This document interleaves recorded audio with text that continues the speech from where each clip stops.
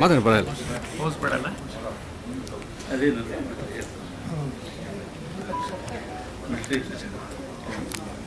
ಒಳ್ಳೆಯದು fresh thought ಅದರಲ್ಲೊಂದು ಕೂಡ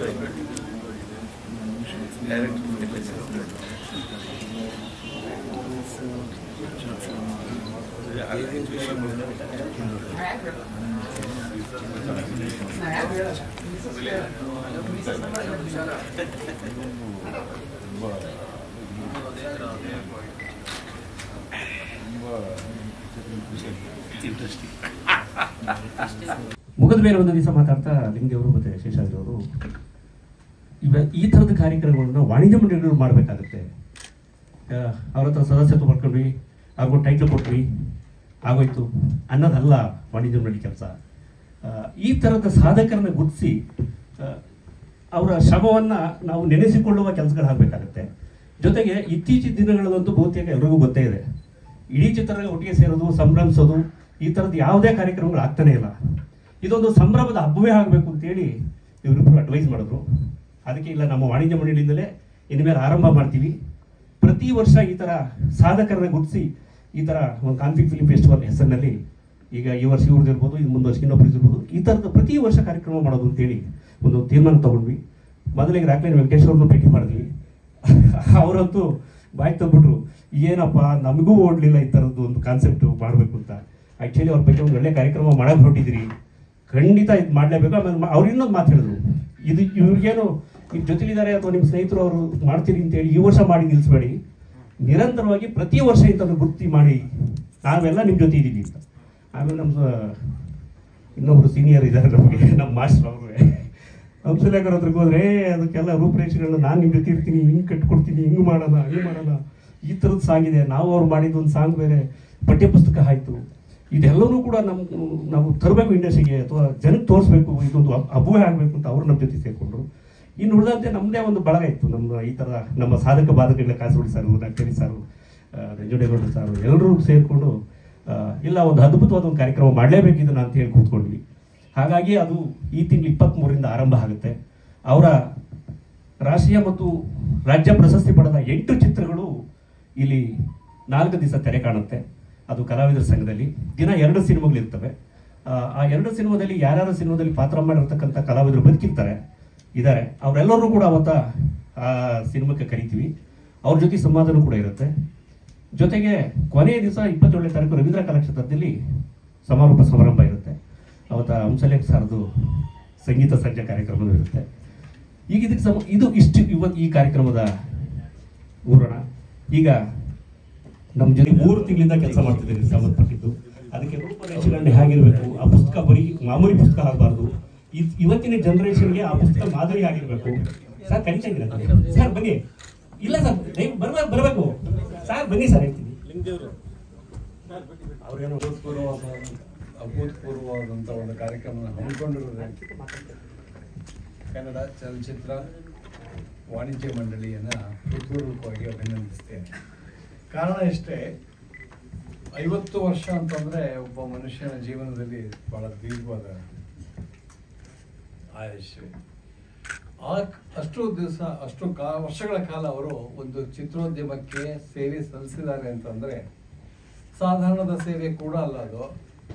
ಇಲ್ಲಿ ಬಾಬು ಅವರ ವಿಷಯಕ್ಕೆ ಬಂದಾಗಂತೂ ಬಹಳ ದೊಡ್ಡ ಕಾಂಟ್ರಿಬ್ಯೂಷನ್ ಅದು ಕನ್ನಡ ಚಿತ್ರರಂಗಕ್ಕೆ, ಸಿನಿಮಾಕ್ಕೆ, ಭಾರತೀಯ ಚಿತ್ರರಂಗಕ್ಕೆ. ಅಂಥವರ ಕಾಣಿಕೆಯನ್ನು ಪರಿಗಣಿಸಿ ಅದನ್ನು ಸಂಭ್ರಮಿಸೋದಿಲ್ಲ, ಅದು ಚಿತ್ರೋದ್ಯಮ ಮಾಡಬೇಕಾದಂಥ ಒಂದು ಕೆಲಸ. ಆ ದೃಷ್ಟಿಯಲ್ಲಿ ಇದು ಮಾಡ್ತಾ ಇದ್ದಾರೆ. ಅದಕ್ಕಾಗಿ ಮೊದಲನೇದಾಗಿ ಅವರನ್ನು ಅಭಿನಂದಿಸ್ತೇನೆ.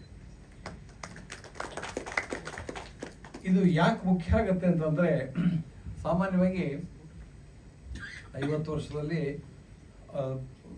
ಇತಿಹಾಸ ಬಹಳ ಬದಲಾಗುತ್ತೆ.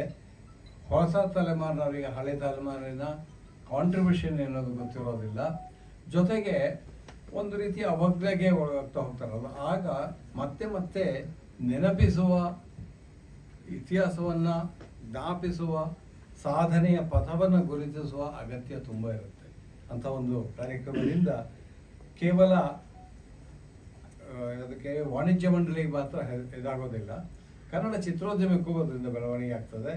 ಕನ್ನಡ ಚಿತ್ರೋದ್ಯಮದಲ್ಲಿ ಇವತ್ತು ತೊಡಗಿಕೊಂಡಿರುವವರಿಗೂ ಅದರಿಂದ ಪ್ರಯೋಜನ ಬರ್ತದೆ. ಅದರಿಂದ ಇದೊಂದು ಬಹಳ ಅದ್ಭುತವಾದ ಕಾರ್ಯಕ್ರಮ ಅಂತ ಅಂದ್ಕೊಂಡಿದ್ದೇನೆ. ಅದಕ್ಕಾಗಿ ಇದು ಆಗಲೇ ಇವ್ರು ಹೇಳಿದಾಗೆ ನಮ್ಮ ಇವರು ರಾಕ್ಲೈನವ್ರು ಹೇಳಿದಾಗೆ ಪ್ರತಿ ವರ್ಷವೂ ಮಾಡಬೇಕು ಅಂತಂತಲ್ಲ, ನಿಜವಾದ ಪ್ರಯತ್ನ. ಯಾಕಂದ್ರೆ 50 ವರ್ಷ ಯಾರ್ಯಾರು ಸಾಧಿಸಿದಾರೋ, ಏಕೆಂದರೆ ಈಗಿನ ತಲೆಮಾರಿನವರಿಗೆ ಹಿಂದಿನ ತಲೆಮಾರಿನ ಅನೇಕ ದೊಡ್ಡ ದೊಡ್ಡ ಸಾಧನೆ ಮಾಡಿದವ್ರ ಪರಿಚಯ ಇರೋದಿಲ್ಲ. ಮೊನ್ನೆ ಹೀಗೆ ಲಿಸ್ಟ್ ಮಾಡ್ತಿರುವಾಗ ನಾವೇ ಯೋಚನೆ ಮಾಡ್ತಾ ಇದ್ದು, ಯಾರು ಮುಂಚೂಣಿಯಲ್ಲಿ ಇರ್ತಾರೋ ಅವ್ರನ್ನ ಮಾತ್ರ ಗುರುತಿಸುತ್ತೆ ಸರ್ಕಾರ. ಆದರೆ ತೆರೆಯ ಹಿಂದಿರೋರು ಅನೇಕ ಜನ ಇರ್ತಾರೆ, ಅವ್ರನ್ನ ಗುರುತಿಸುವ ಅಗತ್ಯ ಇಲ್ಲ, ಗುರುತಿಸುವ ಇದಿರೋದಿಲ್ಲ. ಮರವು ಆ ಥರ ಕಾಡ್ತಾ ಇರ್ತಾರೆ, ಇರಾದೇನೂ ಇರೋದಿಲ್ಲ.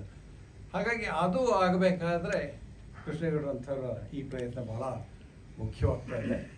ಆ ನೆಲೆಯಲ್ಲಿ ಇದನ್ನು ಗುರುತಿಸೋದು ಬಹಳ ಅವಶ್ಯ ಅಂತ ತಿಳ್ಕೊಂಡು ಮತ್ತೊಮ್ಮೆ ನಿಮಗೆಲ್ಲ ಹೃತ್ಪೂರ್ವಕವಾಗಿ ನಮಸ್ಕಾರ. ರಾಜೇಂದ್ರ ಸಿಂಗ್ ಬಾಬು ಅವರಿಗೆ ತುಂಬ ಜನಕ್ಕೆ ಒಂದು ವಿಷಯ ಗೊತ್ತಿಲ್ಲ. ಇಲ್ಲಿ ನಾವೆಲ್ಲರೂ ಮಾತಾಡುವಾಗ ಕರ್ನಾಟಕ ಚಲನಚಿತ್ರ ನಿರ್ದೇಶಕರ ಸಂಘವನ್ನು ಹುಟ್ಟಾಕಿದ್ದು ರಾಜೇಂದ್ರ ಸಿಂಗ್ ಬಾಬು ಅವರನ್ನವರು ತುಂಬ ಜನ ಗೊತ್ತಿಲ್ಲ.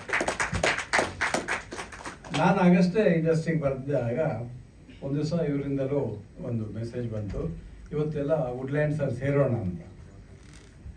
ನನಗಾಗ ಇಂಡಸ್ಟ್ರಿಯ ಪರಿಚಯ ಹೆಚ್ಚಿರಲಿಲ್ಲ. ನನಗೆ ಪರಿಚಯ ಇದ್ದಿದ್ದು ಲಕ್ಷ್ಮೀನಾರಾಯಣ ಅವರು, ಅವ್ರ ಜೊತೆಗೆ ನಾನು ಹೋಗಿದ್ದೆ ವುಡ್ಲ್ಯಾಂಡ್ಸ್ಗೆ. ಅಲ್ಲಿ ಬಂದಾಗ ಆಗ ರಾಜೇಂದ್ರ ಬಾಬು ಅವರ ಪರಿಚಯ ಇತ್ತು.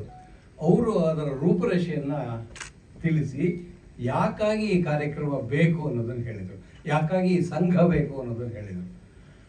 ಆಗ ಶುರುವಾದದ್ದು ರಾಜೇಂದ್ರ ಸಿಂಗ್ ಬಾಬು ಅವರು ಹುಟ್ಟಿ ಹಾಕಿದ ಈ ನಿರ್ದೇಶಕರ ಸಂಘ.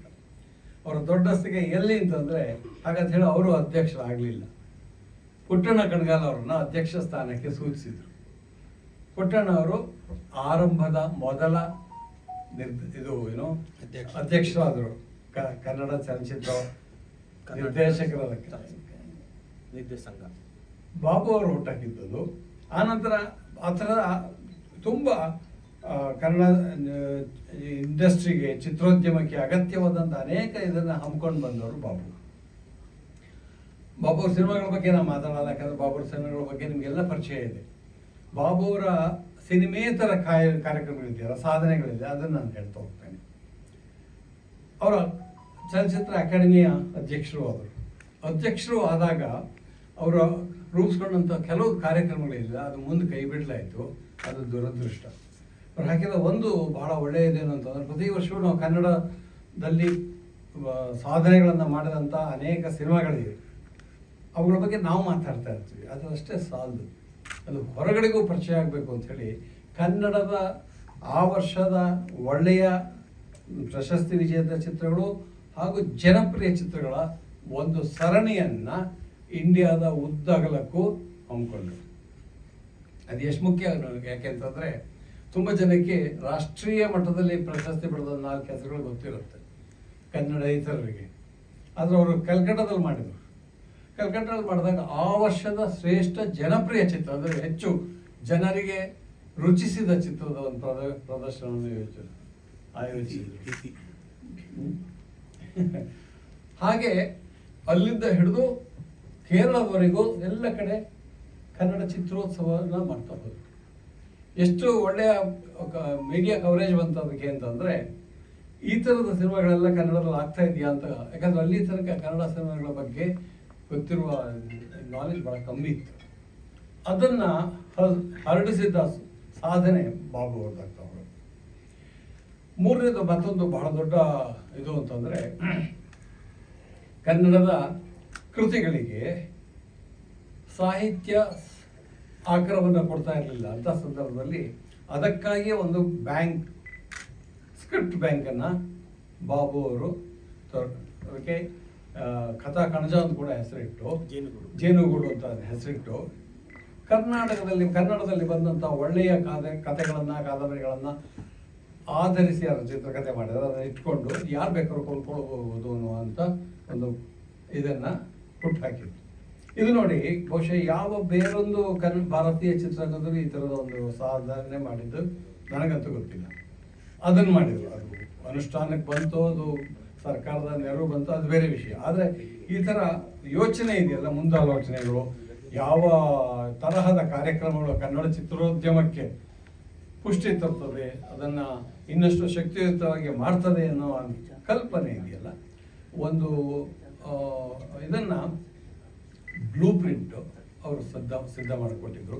ನಂತರದ ಎಲ್ಲ ಇವರಿಗೆ ಚಲನಚಿತ್ರ ಅಕಾಡೆಮಿ ಅಧ್ಯಕ್ಷರಿಗೆ ಅದೊಂದು ಬ್ಲೂ ಪ್ರಿಂಟ್ ಆಗ್ತಾ ಹೋಗ್ತದೆ. ಈ ಥರ ಅನೇಕ ಸಾಧನೆಗಳನ್ನು ಪಟ್ಟಿ ಮಾಡ್ತಾ ಹೋಗ್ಬೋದು. ಅವರು ಕೇವಲ ಒಳ್ಳೆಯ ಸಿನಿಮಾಗಳು ನಾವು ಅಂತ ಮಾಡಿದಾರೋ, ನಾಗರಹೊಳೆ ಮಾಡಿದ್ದಾರೆ, ಇದು ಯಾವುದು ಬಂಧನ ಭಾಳ ದೊಡ್ಡ ಸಕ್ಸಸ್ಸು, ಮುತ್ತಿನ ಅಷ್ಟೇ ಹೇಳ್ತೀವಲ್ಲ, ಈ ಥರದ ಅನೇಕ ಸಾಧನೆಗಳನ್ನು ಮಾಡಿದ್ದಾರೆ. ಹಾಗಾಗಿ ಅವರ ವಂದನೀಯರು ಹೌದು, ನಮಗೆಲ್ಲರಿಗೂ ದೊಡ್ಡ ಒಂದು ಇನ್ಸ್ಪಿರೇಷನ್ ಕೂಡ ಹೌದು. ಹಾಗಾಗಿ ಇದಕ್ಕೆ ಅವರು ಭಾಳ ಸೂಕ್ತ ಅಂತ ಕೂಡ ಅಂದ್ಕೊಂಡಿದ್ದಾರೆ. Thank you sir. ಎಲ್ರಿಗೂ ನಮಸ್ಕಾರ.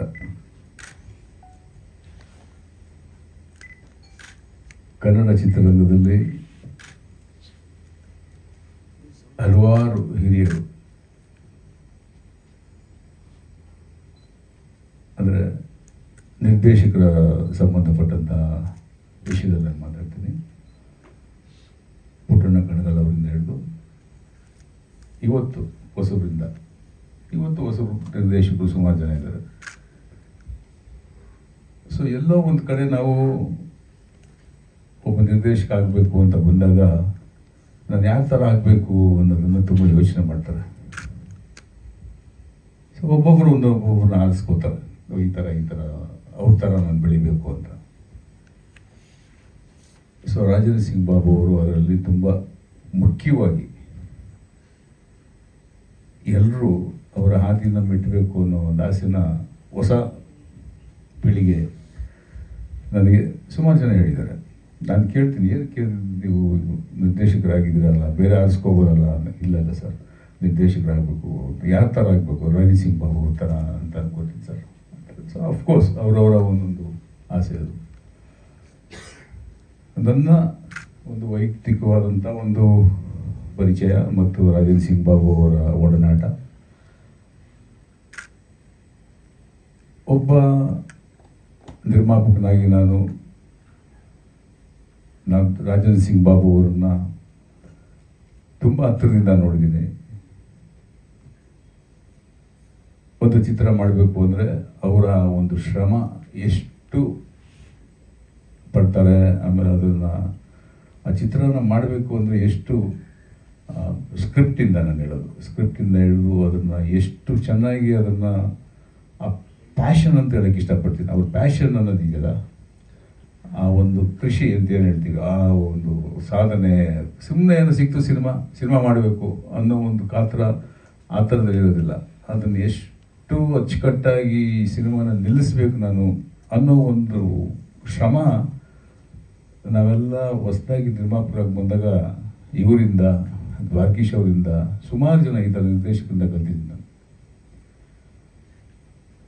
ನನ್ನ ಅನುಭವ ರಾಜೇಂದ್ರ ಸಿಂಗ್ ಬಾಬು ಅವರು ಹಿಮಪಾತ ಮಾಡುವಾಗ ನಾನು ಇನ್ನು ಆವಾಗ ತಾನೇ ಚಿತ್ರರಂಗಕ್ಕೆ ಹೊಸದಾಗಿ ಬಂದಿದ್ದೆ. ಹೊಸದಾಗಿ ಬಂದಾಗ ನನಗೂ ತುಂಬಾ ಅಂದರೆ ಸಿನಿಮಾ ಮಾಡೋಕ್ಕೆ ಬಂದಾಗಿಂದನೂ ದೊಡ್ಡ ದೊಡ್ಡ ಸಿನಿಮಾ ಮಾಡಬೇಕು, ಹಂಗಿರಬೇಕು, ಈ ಥರ ಇರಬೇಕು ಅನ್ನೋ ಒಂದು ಆಸೆ ನನಗೆ. ಸೊ ಕರೆಕ್ಟಾಗಿ ರಾಜೇಂದ್ರ ಸಿಂಗ್ ಬಾಬು ಅವರು ಹಿಮಪಾತ ಚಿತ್ರದ ಸಂದರ್ಭದಲ್ಲಿ ಒಂದು ಕತೆ ಹೇಳಿ ಅದನ್ನು ನನಗೆ ತುಂಬ ಇಷ್ಟ ಆಗಿ, ಸೊ ನಾವು ಅವಾಗಲೇ ಲಡಾಖಿಂದ ಹಿಡಿದು ಎಲ್ಲೆಲ್ಲೋ ಸುತ್ತಿದ್ವಿ. ಸೊ ನನಗೂ ಆಸೆ ಅದು ಆ ಥರದ್ದೆಲ್ಲ ಅಂತ ಒಂದು ಚಿತ್ರ ಮಾಡಬೇಕು ಅಂತ. ಹಂಸಲೇಖ ಅವರು ಅದಕ್ಕೆ ಸಂಗೀತ, ನಾವು ಊಟಿಯಲ್ಲಿ ಹೋಗಿ ಒಂದು 10 ದಿನ ಅಲ್ಲೇ ಬರೀ ಕಂಪೋಸಿಂಗೇ ಕೂತಿದ್ವಿ ನಾವು. ಸೊ ಆ ಪ್ಯಾಷನ್ನು ಇದೆಲ್ಲ ಇದೆಯಲ್ಲ, ಸೊ ಎಷ್ಟು ಖುಷಿ ಆಗುತ್ತೆ ಅಂದರೆ ಅವ್ರ ಜೊತೆ ಕೆಲಸ ಮಾಡೋದಕ್ಕೆ ನಮಗೆ. ಸೊ ಆ ಚಿತ್ರನ ಅಷ್ಟು ದೊಡ್ಡ ಸಿನಿಮಾನ ನಾನು ಮಾಡಿದ್ನ ಅಂತ ಇವತ್ತಿಗೂ, ಸಿನಿಮಾ ಇಟ್ಟು ಫ್ಲಾಪ್ ಅದು ಬೇರೆ, ಸಿನಿಮಾನ ಮಾಡಿದ್ವಲ್ಲ ಅಂತ ಒಂದು ಪ್ರಯತ್ನ ನಾವು ಮಾಡಿದ್ವಲ್ಲ ಆ ಕಾಲದಲ್ಲಿ ಆಯ್ತಾ ನನಗೆ ಅಂದರೆ, ನಾನೊಬ್ಬ ನಿರ್ಮಾಪಕ, ನನಗೆ ಒಬ್ಬನಾಗಿ ನನ್ನ ಸಾಧನೆ ಅನ್ನೋದಲ್ಲ ಅದು ರಾಜೇಂದ್ರ ಸಿಂಗ್ ಬಾಬು ಅವರ ಸಾಧನೆ. ಅವ್ರ ಜೊತೆಯಲ್ಲಿ ನನ್ನ ಒಂದು ಸಿನಿಮಾ ನಿರ್ಮಾಪಕ ಅಷ್ಟೇ ನಾನು. ಸೊ ಈಗ ಹೇಳ್ತಾ ಹೋದ ಚಿತ್ರರಂಗದಲ್ಲಿ ರಾಜೇಂದ್ರ ಸಿಂಗ್ ಬಾಬು ಅವರು ಕೊಟ್ಟಂಥ ಕೊಡುಗೆ ನನಗೆ ನಿಜ ಹೇಳ್ತೀನಿ, ಅವತ್ತಿಂದ ಇವತ್ತಿಗೂ ಆ ಶ್ರಮದಲ್ಲೇ ಇದ್ದಾರೆ ಅವರು. ಹಲವಾರು ಚಿತ್ರಗಳು ಸಾರ್ ಹೇಳ್ದಾಗೆ ಅದರ ಚಿತ್ರಗಳ ಹೆಸರು ಹೇಳ್ತಾ ಹೋದರೆ ಸಾಲ ಹೇಳ್ತಾ ಹೋಗ್ಬೋದು. ಅಂಥ ಒಂದು ಚಿತ್ರಗಳು, ಹಾಡುಗಳಾಗ್ಬೋದು. ಅದೇನು ನಾನು ತುಂಬ ಆಸೆ ಪಡೋದೇನೆಂದರೆ ಹಂಸಲೇಖ ಅವರು ಮತ್ತು ರಾಜೇಶ್ ಸಿಂಗ್ ಬಾಬು ಅವರ ಕಾಂಬಿನೇಷನ್ ಕಂಪೋಸಿಂಗಲ್ಲಿ ನಾನು ಒಂದು ದಿನ ತಪ್ಪಿಸ್ಕೋತಾ ಇರಲಿಲ್ಲ, ಜೊತೆಲ್ಲ ಕೂತ್ಕೊಂಡ್ಬಿಟ್ಟಿದ್ದೆ ನಾನು. ಅಷ್ಟು ಮಜಾ ಇರೋದು ಅದು. ಸೊ ಹಂಗೆ ಒಂದೊಂದು ಹಂತದಲ್ಲೂ ಅವರು ಇವು ಮಾಡಿದಂಥ ಚಿತ್ರಗಳ ಹಾಡುಗಳು ಇವತ್ತಿಗೂ ಎಲ್ಲ ಮ್ಯಾಕ್ಸಿಮಮ್ ಎಲ್ಲ ಪಿಕ್ಚರ್ ಹಾಡುಗಳು ಇವತ್ತು ಸೂಪರ್ ಡೂಪರ್ ಹಿಟ್ ಆಗಿರುವಂಥ ಸಿನಿಮಾ ಹಾಡುಗಳು ಅವೆಲ್ಲ. ಸೊ ಹಲವಾರು ಭಾಷೆಗಳಲ್ಲೂ ಮಾಡಿದ್ದಾರೆ, ತೆಲುಗು, ಹಿಂದಿ, ಈ ಥರ. ಆ ಕಾಲದಲ್ಲೇ ಅವೆಲ್ಲ ಮಾಡಿದಂಥ ಒಂದು ದೊಡ್ಡ ಸಾಹಸ ಆಗಲ್ಲ. ಇಷ್ಟೇ ಅಲ್ಲ, ರಾಜೇಂದ್ರ ಸಿಂಗ್ ಬಾಬು ಅವರ ಕುಟುಂಬ, ಅವ್ರ ತಾಯಿ ಆಗ್ಬೋದು, ತಂದೆಯವರಾಗ್ಬೋದು, ಮುನಿ ಆಗ್ಬೋದು, ಇಡೀ ಕುಟುಂಬನೇ ಇಡೀ ಚಿತ್ರರಂಗಕ್ಕೆ ತ್ಯಾಗ ಮಾಡಿದ್ದಾರೆ. ಅವ್ರ ತಂದೆನ ನಾವು ನೆನೆಸ್ಕೊಳ್ದವ್ರು ತಪ್ಪಾಗುತ್ತೆ, ಅವ್ರ ತಾಯಿನ ನೆನೆಸ್ಕೊಳ್ದವ್ರು ತಪ್ಪಾಗುತ್ತೆ. ಸೊ ಇವರೆಲ್ಲರ ಒಂದು ಶ್ರಮ ಏನಿದೆ ಒಂದು ಚಿತ್ರರಂಗನ ಕಟ್ಟೋದಕ್ಕೆ ಸುಲಭ ಅಲ್ಲ. ಯಾಕಂದರೆ ನಾವು ಇವತ್ತೆಲ್ಲ ನೋಡ್ತಾ ಇದ್ದೀವಿ, ಒಂದು ಚಿತ್ರ ಮಾಡಬೇಕಂದ್ರೆ ಎಷ್ಟು ಕಷ್ಟ ಇದೆ. ಆ ಕಾಲದಲ್ಲಿ ಅಂತ ಒಂದು ಚಿತ್ರಗಳನ್ನ ಮಾಡಿ ಬಿಡುಗಡೆ ಮಾಡಿ ಎಷ್ಟು ದುಡ್ಡು ಮಾಡ್ತೀವಿ, ಸೋಲ್ತೀವಿ, ಗೆಲ್ತೀವಿ ಅನ್ನೋ ಲೆಕ್ಕ ಇಲ್ಲದೆ ಹೇಳಬೇಕು ಅಂದರೆ ಎಷ್ಟೋ ಸಾಲ ಮಾಡಿ ಪಾಪ ಅವರು. ನಾನು ಒಂದ್ಸರಿ ಏನಕ್ಕೆ ಬಾಬು ಅಂದಾಗ ಇಲ್ಲ ಮಾಡೋಣ, ಟೆಸ್ಟ್ ಮಾಡೋಣ ಅಂತ. ಸೊ ಈ ವಿಲ್ ಬಿ ಟ್ರೈಯಿಂಗ್, ಆ ಅಟೆಂಪ್ಟ್ ಅನ್ನೋದು ಬಿಡದೆ ಆ ಛಲ ಇದೆಯಲ್ಲ,